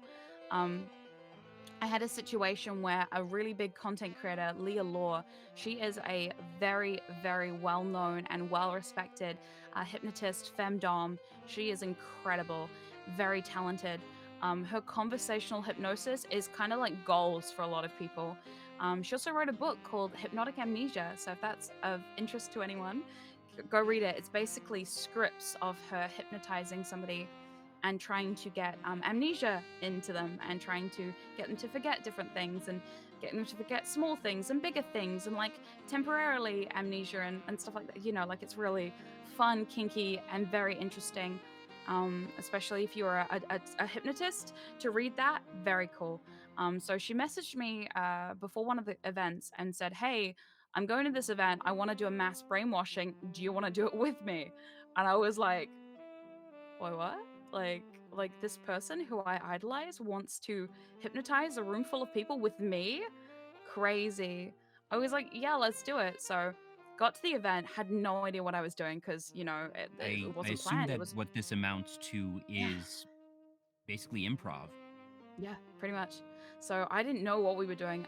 She'd been prepping a little bit of a script. She's done this before, so for her this was like no sweat. For me, Mhm. first time, I was like, I have no idea what I'm doing. Okay, so she So she probably had gave like a me, yeah, foundation of, yeah, yeah, where yeah. you're starting, where you're going, Mhm. the major beats, Suggestions, but that kind of then stuff. You know, yeah, along the way that were yeah, you free to do yeah, that sort of improv and yeah, embellishments so long yeah. as it kept to the major beats of the script? That basically Pretty what much. it sounds like is, Yeah, you get these sort of uh, anthology scene books, and it's something that you get in theater hmm, of just yeah, either a bunch of monologues or yeah, one yeah, scene things, or just even scenes removed from larger shows that are good for auditions. And mhm. it sounds like that's sort of what her book is, and that then for these Yes, mass brainwashing sessions, that it's uh, basically sort of, like I said, two-person improv, and freestyle. Yeah, that sounds like it's really fun. I have to imagine that so was such a cool fun. experience, and especially if it's Yeah. somebody that you look up to in that manner. Oh, and she's been going for a long time, a lot longer than me. So she's very well established, really well respected, very professional, and just an all around amazing content creator. So people were really excited that the two of us were getting together. I knew it was going to be good when so before the event, about an hour before, she kind of was like, "Hey, Secret, let's chat." Pulled me aside and was like, "Now here's the suggestions I've written down." Because what she does is she brings a spiral. It sounds so silly, but it's really cool for the hypno kink people who are into that kind of stuff, that really kind of cheesy brainwashing kind of stuff. It's Mm, a big spiral. Imagine this huge screen with a big spiral on it. And the spiral has words that flash up. So she had written down those words and she's like, "We're gonna read these together and we're gonna do like a your voice on one side, my voice on the other side, kind of like dual kind of thing going on so we can kind of confuse people. We're gonna record it. I brought this recorder. Can we do it stereo right now?" audio Yeah, and she's like, I've got it right here. Let's do it right now. And I'm gonna post it on my Discord. And I was like, "Oh, in that okay." way. So So, okay, so actually making sure that I'm understanding. yeah, Initially, the way I was yeah, imagining this was yeah. it's the two of you at the front of the Yes. large panel room or theater. Um, but now that you're bringing up this pre-recording, so is this Yeah. something that participants would each have their own audio device and that they all No, have no, no, headsets no. in, or? Yeah, this was just a sample. This was like a let's just see if we can advertise it by posting this Oh, to the okay, Discord okay. so people can see what they're in for, you know? Gotcha. And That it's it that so it's sort of funny. the sample. Yeah. Yeah, yeah. So it was just like a minute. And so we recorded this thing and it was so interesting because when you hypnotize with somebody else, it's a lot about rapport between the two of you, but also focusing on your own thing, but also not stepping on their own thing. And it was really cool because sometimes we would be doing our own thing And occasionally we'd have lines where we'd be in perfect unison, and it was like these kind of like whoa moments. So we recorded this thing. It felt kind of magical at the time. I was like, I can't believe this happened. She posted to Discord. People saved it. People liked it so much they saved it. I have a friend who's made an entire session out of it. That's so just cool. playing that 1 minute on a loop. Like, I was like, that's crazy that you liked that one little freestyle that we did in a hallway. Anyway, so the event comes along. It's like evening time. It's we did it like 5 o'clock, so it's like just before the dinner thing. We get into this massive ballroom, and I was like, there's no way this is gonna look so pathetically tiny in this humongous ballroom. It's huge. It's massive. I'm like terrified at this point. Like, nobody's around. It's just Lee and I. We're just kind of hanging out, chilling. All of a sudden, the doors open and people start funneling in, and I'm like, okay, this is cool. And then more people, and then more people, and then more people, just realizing, and more people, and people showed up. And the worst part was, the door people lost count at 100. Oops. So a third of the entire You need to have con clickers for that type of thing. Never just count it by hand. Yeah. Like, buy those clickers. I know. So they were trying their best to count people as they were coming in, but they lost the plot, and they were like, there was too many. So yeah, about 100 people showed up. So a third of the con was at this one event. Yeah, that's huge. They ran out of chairs. It was just standing room only. I don't think standing room only works for this particular type on the of floor panel. room only. Some people came with cushions and blankets. Very thankful that they did. Smart people. Oof, those were very smart people, because people were finding corners and people leaning up against the walls, and like barely anyone had chairs, because we were also worried that people would flop out of chairs, because we can't catch 100 people. There's 2 of us. We couldn't even get through. So the original idea was that we would walk around the room with our wireless microphone while we were doing the trance. However, there were just so many people, we could not even do that. There was no room. Have the space to move around. It was cramped in there by the time we'd loaded everyone up. So it was just like, oh no.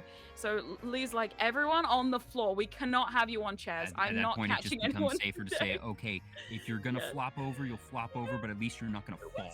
So crazy though. And so we did it. We did about an hour of brainwashing. So we did the hour afterwards. We did the pre-tour, the end stuff, and we wrapped everything up. So that was really fun. And then after the event, I think it was like a week or 2 later, I got an email from somebody being like, hey, I wrote an erotic fan fiction about your brainwashing class. And I was like, oh yeah, so many people, it became a fire hazard. Pretty much, yeah. So somebody wrote an erotic fan fiction for the Mind Control Story Archive, detailing their experience at the brainwashing session, which then I was like, let me make this into a comic. So I got an artist friend of mine to draw that story into a comic. So it became an event that became a file that became an erotic story that also became a comic book.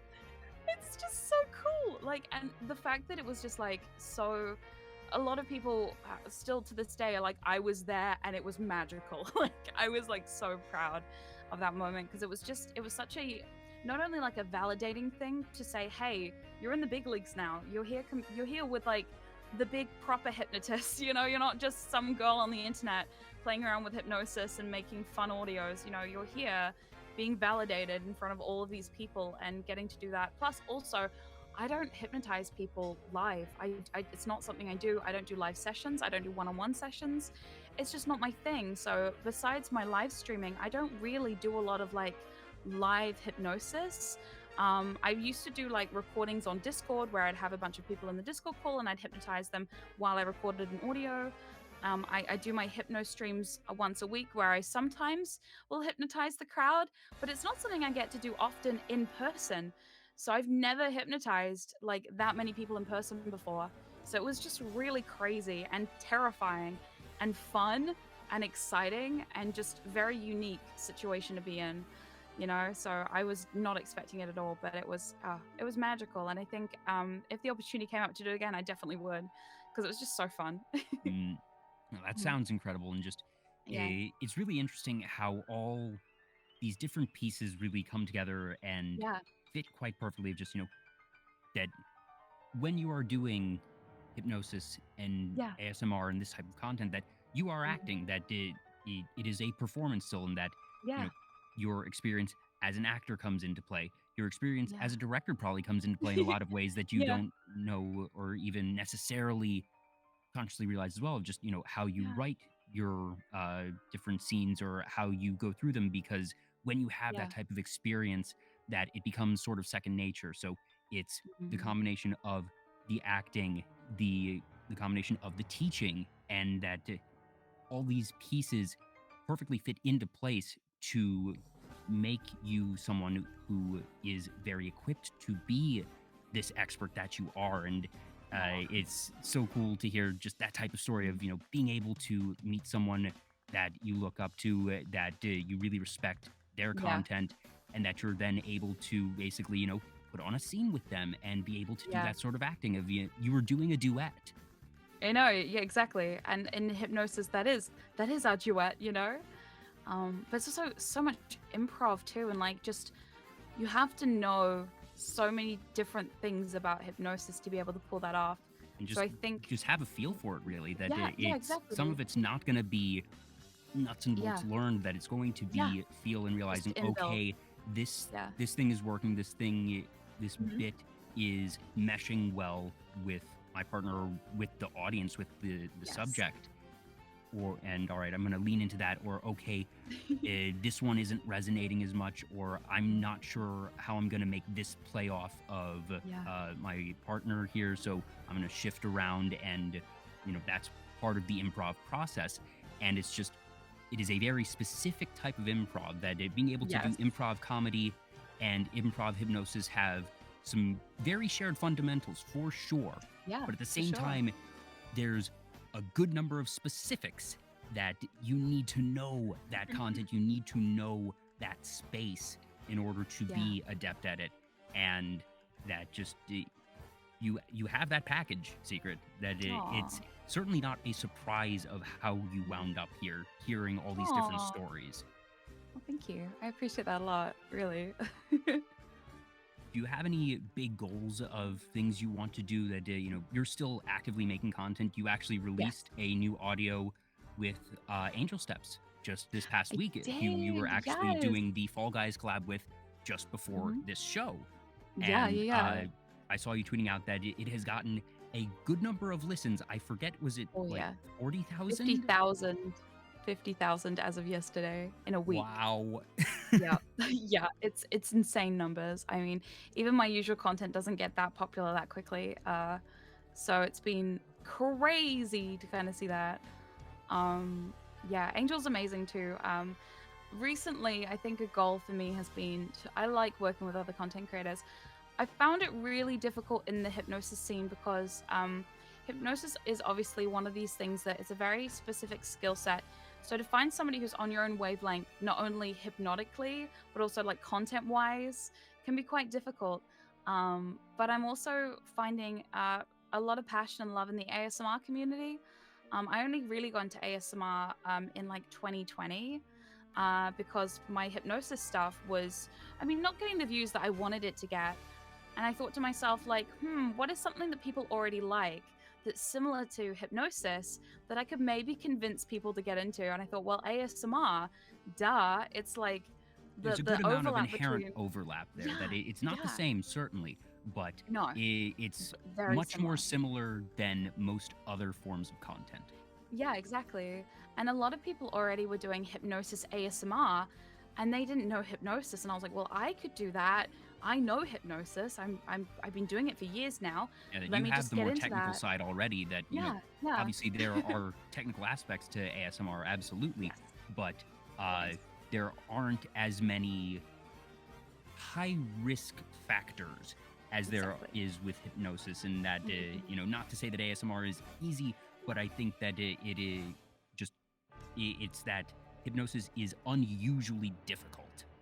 It can be sometimes, and especially if you are not quite sure what you're doing or it's your first time doing it, there might be a lot of people like, well, I didn't fall for that because that didn't work like this or blah blah blah. So I was like, yeah, let me get into that space and see if I can convince a few ASMR fans to come over this way because I've there's a few hypnosis content creators in the community who've grown larger than 100,000 on YouTube, but not many because again the audience is large, but it's not that large, if you know what I mean.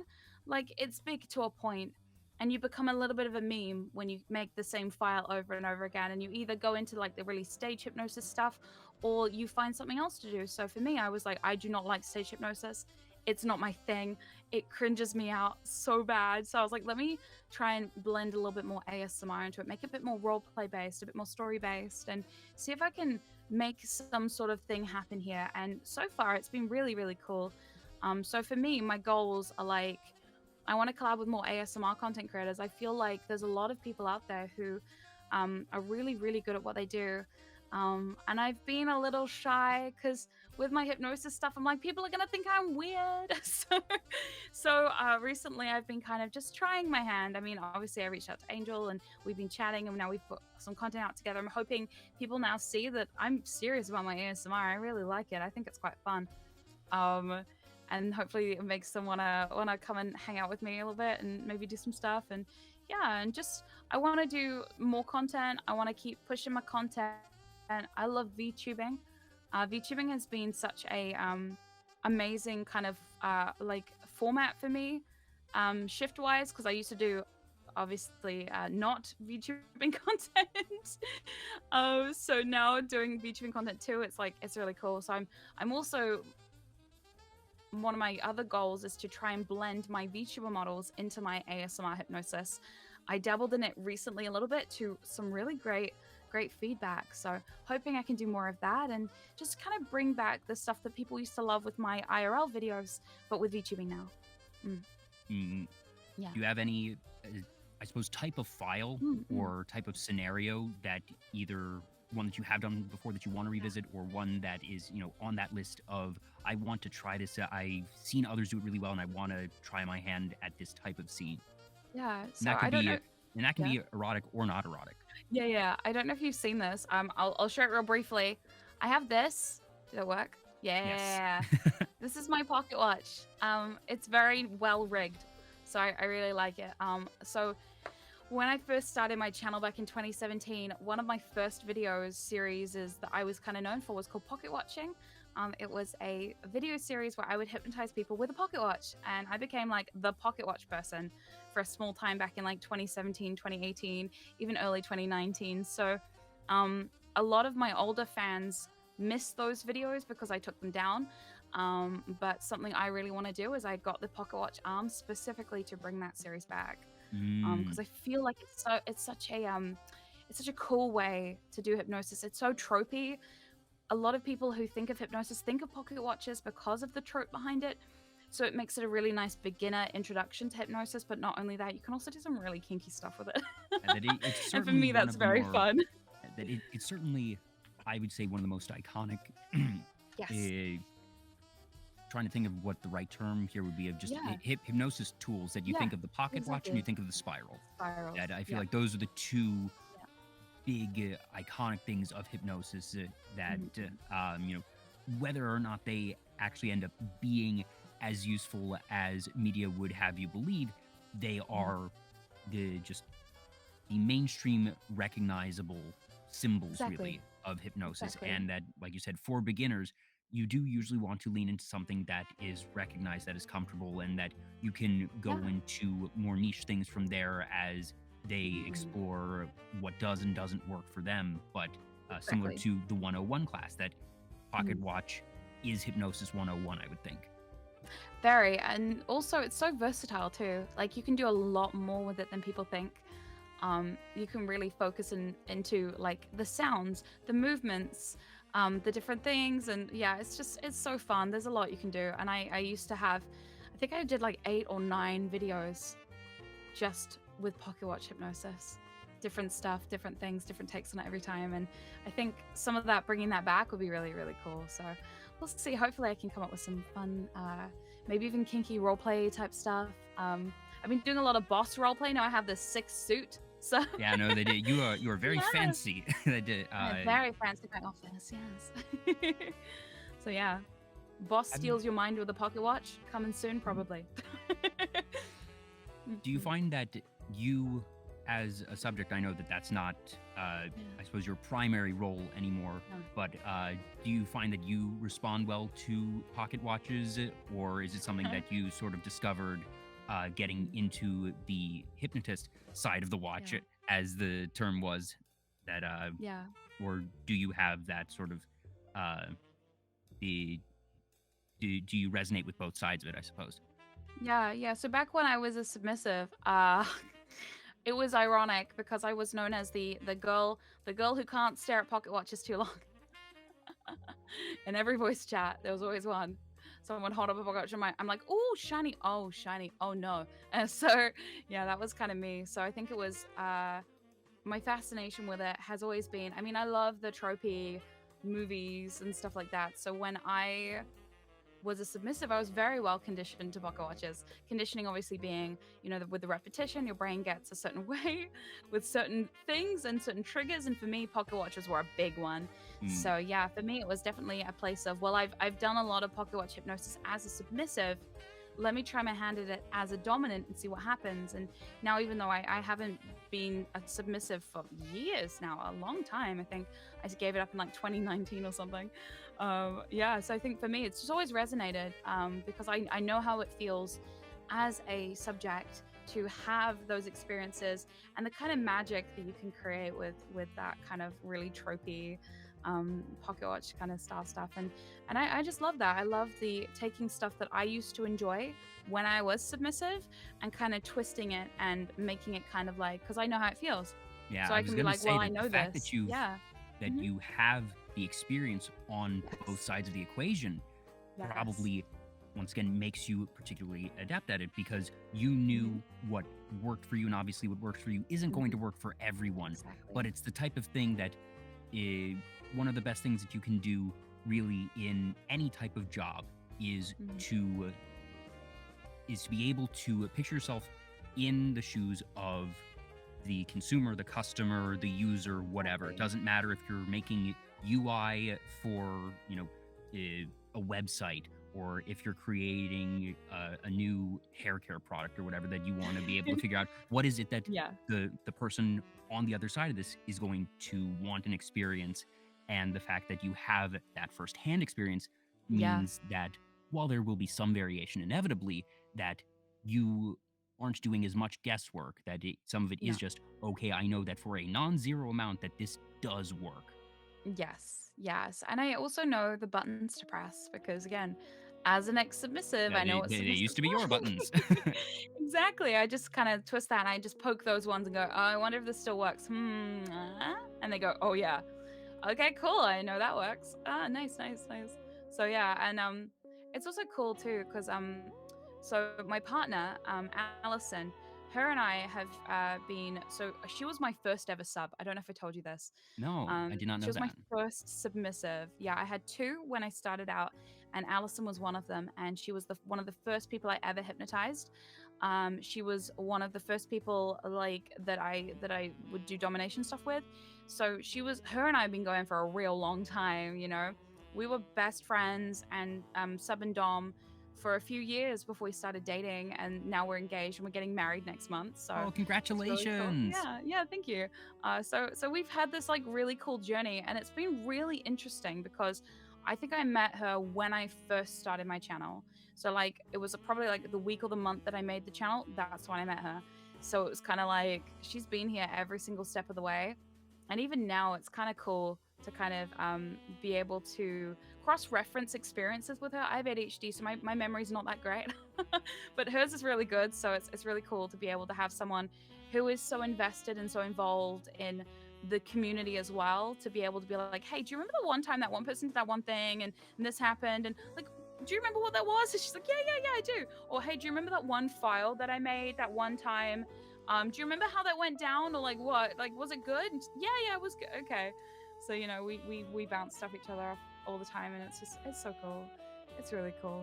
So That's really neat, and that yeah, it's really cool that you're able to take your relationship from those very humble beginnings, and that yeah, obviously the amount of, trying to find the right word here, of just mhm, is sort of the amount of respect that you have to have with someone on the opposite side of the equation Absolutely. for hypnosis, just Yeah. inherently, you have to have just good respect, good just conscientiousness of the Trust other and person, trust rapport.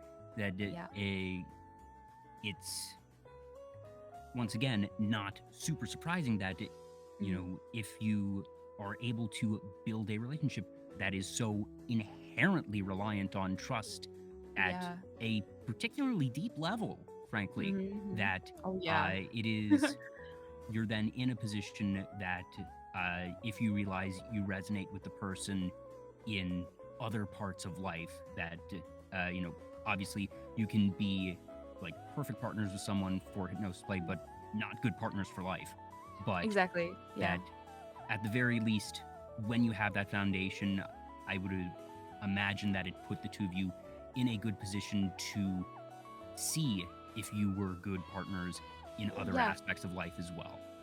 Yeah. And it was very interesting kind of watching the dynamics of stuff because before Alice and I got together, I dated a lot of straight guys, a lot of vanilla guys too. Um and I remember before Alice and I got together, I was with a vanilla guy and I was just like, this is just not working because having to explain all of this history to this person is exhausting and they don't always want to hear it. So knowing that someone was super invested in the community, Allison had also, when we met, we were both moderating a kick group for a really large hypno content creator. So both of us were the moderators, and that's how we kind of met. We ended up in a Skype call with all the other moderators at one point just to like chill and chat and just hang out and do some hypno.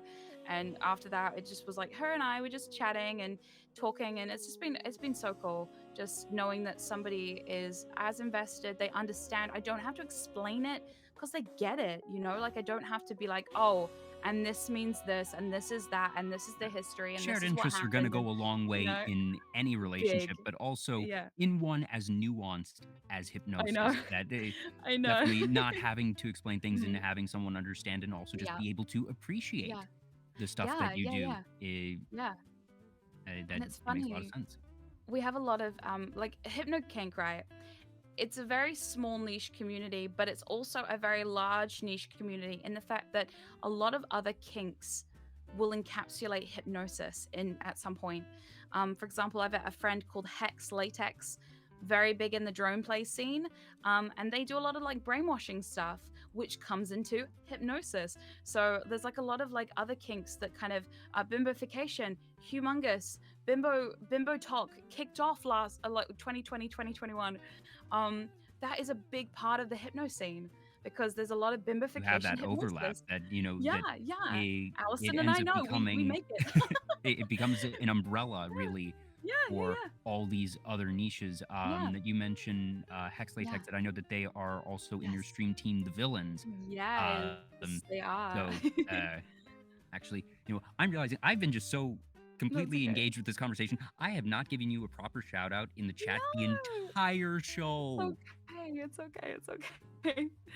It's all good. But yeah, yeah, it's just cool. Like I was saying, with like the niches, right, within hypnosis, you end up having like lots of overlap. So sometimes when you meet someone in a Discord or in a Kit group, you can have a similar interest in hypnosis, but it's not like you have the same kinks, if that makes sense.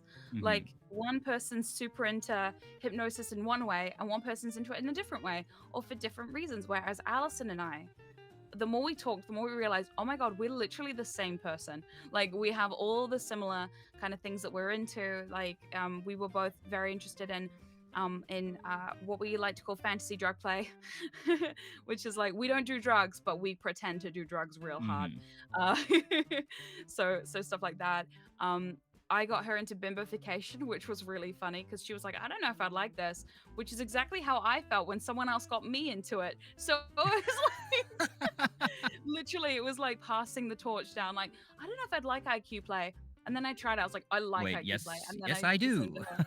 Yeah, I did the same with Allison. I was like, you might like IQ play. And she's like, I don't want to be dumb. That sounds stupid. And I was like, oh, it is stupid, but it's very That's fun. the Do point. you want to try it? Like, she's like, okay. And then that's now like one of our favorite things that we would do.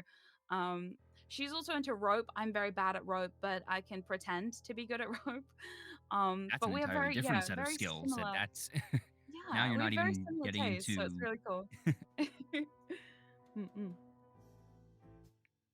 Gosh, I'm now glancing at the time. Yeah, We've been at this for that's okay. 3.5 hours. I know, I know. That I hope you're doing all right I because, know. like I said, That's at okay. the very least, I know it's not late for you. That we started Yeah, at what is 9 a.m. for you, so that means that it yeah, has to be yeah, 12:30 yeah. for you. But at the It same is. time, that's a long time, and you also did the I other know. collab earlier.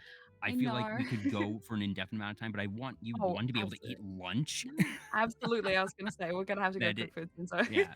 So yeah, we'll yeah. start to wind things down, but honestly, this has been Mhm. so much fun that there were topics that Oh, we thank you. discussed about, Mm. having on the show that we just didn't get to.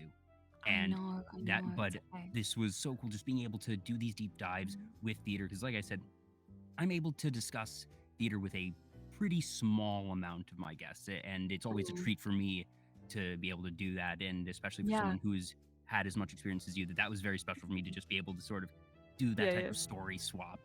Yeah, yeah, And yeah, yeah. obviously, I've had a a handful of ASM artists on the show before, but I've never had Mhm. anyone who was in the hypnosis scene or the kink scene. And you know, I feel like we still only scratch the surface, but at the same time, I also want folks to just go to your channel because, like I said, that's your Aw. bread and butter. And that just yesterday you were doing a whole Yes. just chatting stream where the entire thing was about hypnosis and sort Yeah. of the building blocks, different experiences. And one, I know that any regulars of yours who were here today, I didn't want to make it so it was just repeats for them. But Yeah, yeah.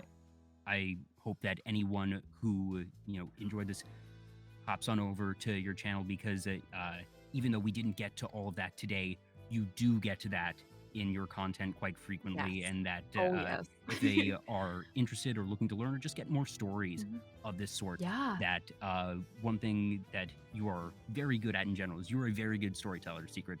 That, Oh, thank that you. my job as a I host try my today has been best. so easy, Oh, so really? easy. Oh, well, thank you. And yeah, I just want to add, if anyone wants to know about hypnosis, every single Sunday I am usually doing a hypno stream. Occasionally I won't because, Sundays sometimes get busy, but I try and do every single Sunday hypno stream. I am an open book. You can ask whatever questions you want. There are no dumb questions, only dumb answers from me sometimes. So The, yeah. the only dumb questions are the ones to do with bimbofication. Yeah, exactly. And the ones you didn't ask. It's the only dumb question is the one not asked. So Mhm. yes, I'm always happy to field questions, and like a lot of people will ask the same questions, and that is okay because we're all at different levels and different experiences when it comes to especially hypnosis, a niche I- topic. It's So the yeah. 101, really, that Exactly. if you're not Yeah. able to make it to one of these conventions, that Mm-hmm. uh, Secret is a great place to go for that 101. You're not going to get, Oh, a 6 hour in depth no. lesson, No, but no, no. obviously she is very knowledgeable, very qualified, and able to, if you have a couple of questions. Oh, non-bitey zombie. Hello. Welcome on in, Raiders. Oh my You goodness. caught us a Hello. little bit at the end I was here. gonna I say. have just a couple last questions, so Mhm. definitely stick around. But welcome on in. This is Vtuber Talk. I'm Jay. I'm talking with SecretSubject. She is a gamer, hypnosis, ASMR content creator. We've been talking everything from theater to hypnosis, conventions that have to do with hypnosis. Mhm. Um, we are starting to wind down because we've actually been at it for 3.5 hours now. Yeah. But as we start to reach the end of the show, I asked Mm. earlier if you had any goals specifically for hypnosis Yeah. and files and things like that, but I'm going to broaden that a little bit here. Do you Yeah. have any goals for the remainder of 2022 that we're about, Wow. a little bit past the halfway point of the year now, whether it be something to do with your hypnosis content, with streaming, Mhm. whether it be something numbers based of you want to reach a certain number of subscribers or followers, or Yeah. just I want to complete this project. Do you have any goals for the remainder of 2022? Yeah, I have a couple actually. So, first of all, a big project that is coming up soon. I'm actually working on a lewd model. So, a model that's a little bit more NSFW that has lots of different toggles. She's going to be a little bit more anime as well, by a different artist, not by my usual artist. So, I'm really excited to see how that goes. It's going to be a really cool thing. I'm also going to be working on going over to the other more risque streaming platform, if you know what I Ah, mean. yes, the Uh, the other streaming site. the other streaming site, the other one, the No, we're YouTuber not talking site. about YouTube. No, not that one. I'm not allowed to go there because thanks, Twitch. But you know, Mm. I'm gonna go the other one, and we're gonna be doing some erotic hypnosis. And I think I might be one of the first proper like erotic hypnosis VTubers over there doing erotic hypnosis content like I'm gonna be doing. It's gonna be fun. I'm very excited. Another goal I have is obviously my channel's getting a little bit bigger now. I think not for this year, but for end of 2023, 100K baby. I want to get that 100K plaque. I would not I call want that it. unrealistic. I would not Yeah. call that Oh, I hope unrealistic at so. all. We'll see. We'll see. I don't Eh, know. I kind of let go of that one because I thought, oh, it'll be what it'll be. But recently, we've been getting pretty close. So we're at 70 something, 72, I think at the moment, 72K on YouTube. So fingers crossed, 2023, end of 2023, 100K. I want that plaque. I've been working at it for 5 years. I want that plaque. Yeah. I think it is a when, not an if, and you I know, hope so. end of 2020. I think that's a very a judicious guess goal, but who knows? Yeah. That sometimes you just Who get those knows? surges. That sometimes it happens, but We'll I see. think that it's a entirely realistic goal and certainly a big one. That it, Huge. 70,000 already, nothing to scoff at. That Oh, no, you've no. been at this in various capacities from YouTube now to Twitch for Yeah. a while, for A long over 5 years time. at this point. Mm. Yeah. And Yeah. that being a subject expert, really, that it's cool as someone on the Yeah. outside to just see someone succeeding at what they're passionate about. Mhm. That at the end of the day, like that's why I do VTuber Talk, because I like getting to talk to people about things they're passionate about. Yeah. And it's so incredibly obvious just how passionate you are about Oh, thank you. hypnosis and about the community at large. That Yes. you had the story earlier of one of your initial sort of claims to fame came because you called someone out on safety issues, frankly, and consent Yeah. issues, and Yeah. that you very much pride yourself on being a vanguard for that, and it's an important role, and it's I hope something that is becoming increasingly common. Like I said, I would hope, but Yeah. A lot at the more same common than time, it used someone's to got to be. do it. Yeah, exactly. And I think if there's anything I ever want people to take away from my live streams, your respect is important. And that your safety is important. Like you should be able to practice your kink in a safe and comfortable way that works for you and that doesn't overtake your life. Because kink is great, right? But it's like an extra bonus fun thing. It's not like it doesn't have to be everything. It should enhance your life, not take anything away. So yeah, Mhm. I'm always very, very passionate about safety and things like that. Even some people even say too much, but I'm like, no, you can never be too much focus on consent. Absolutely. But And yeah, then the yeah. last question, it's Mhm. one I ask Mhm. all my guests.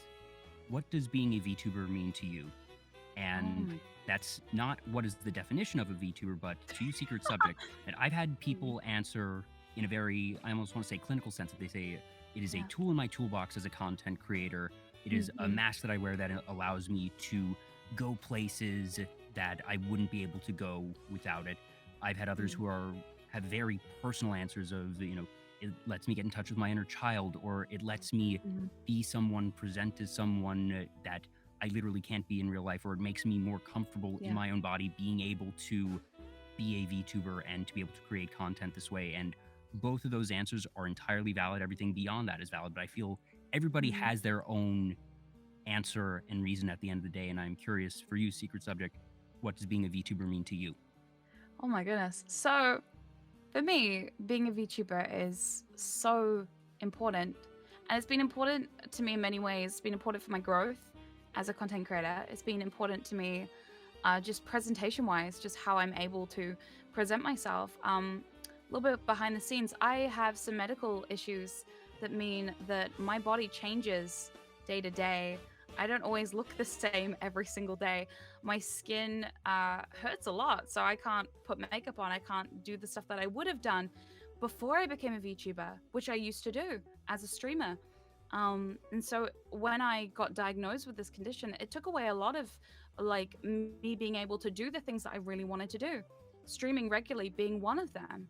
So, I mean, for me, it really has opened doors for me to be able to make content more regularly, to try something new, to stream on Twitch, and to try being being all of this and having a platform to be able to expand people's knowledge on kink and on hypnosis, and kind of just take my message of, hey, hypnosis isn't that weird and normal people do it, but make it broader, because that's what VTubing does, you know?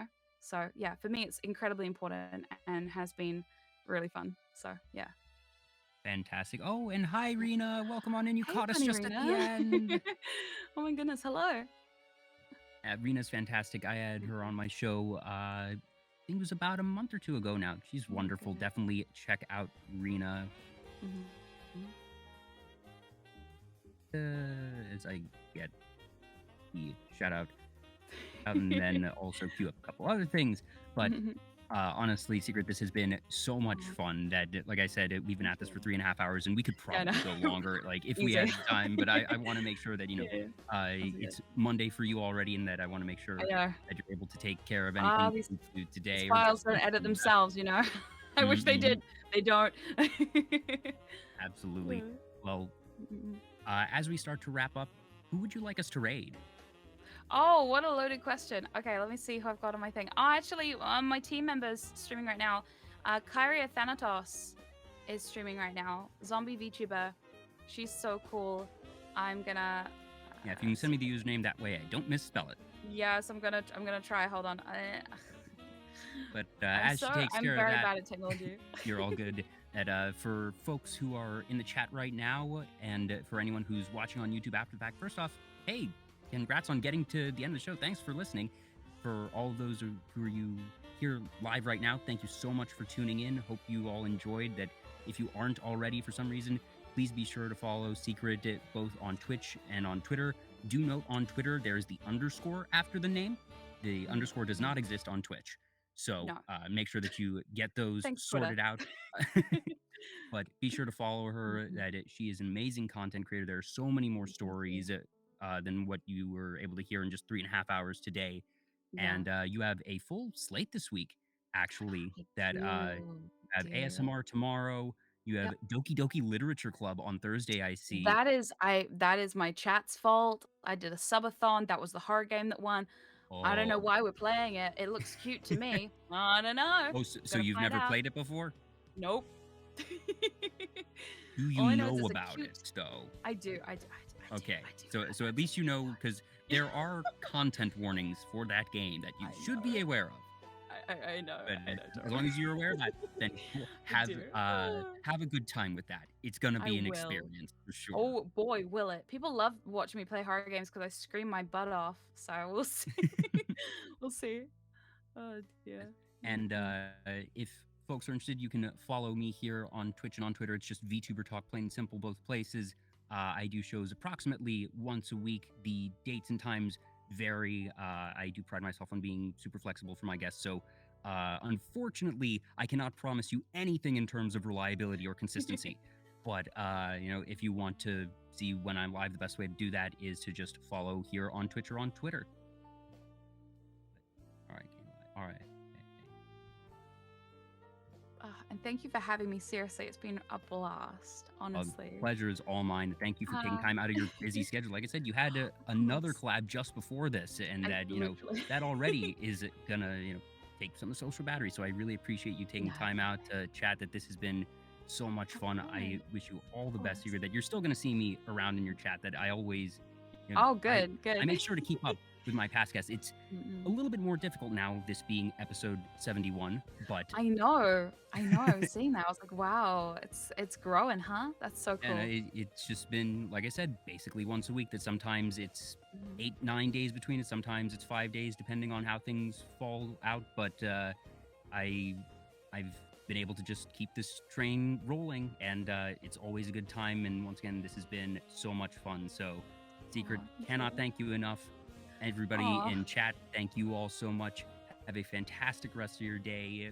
I will see you all next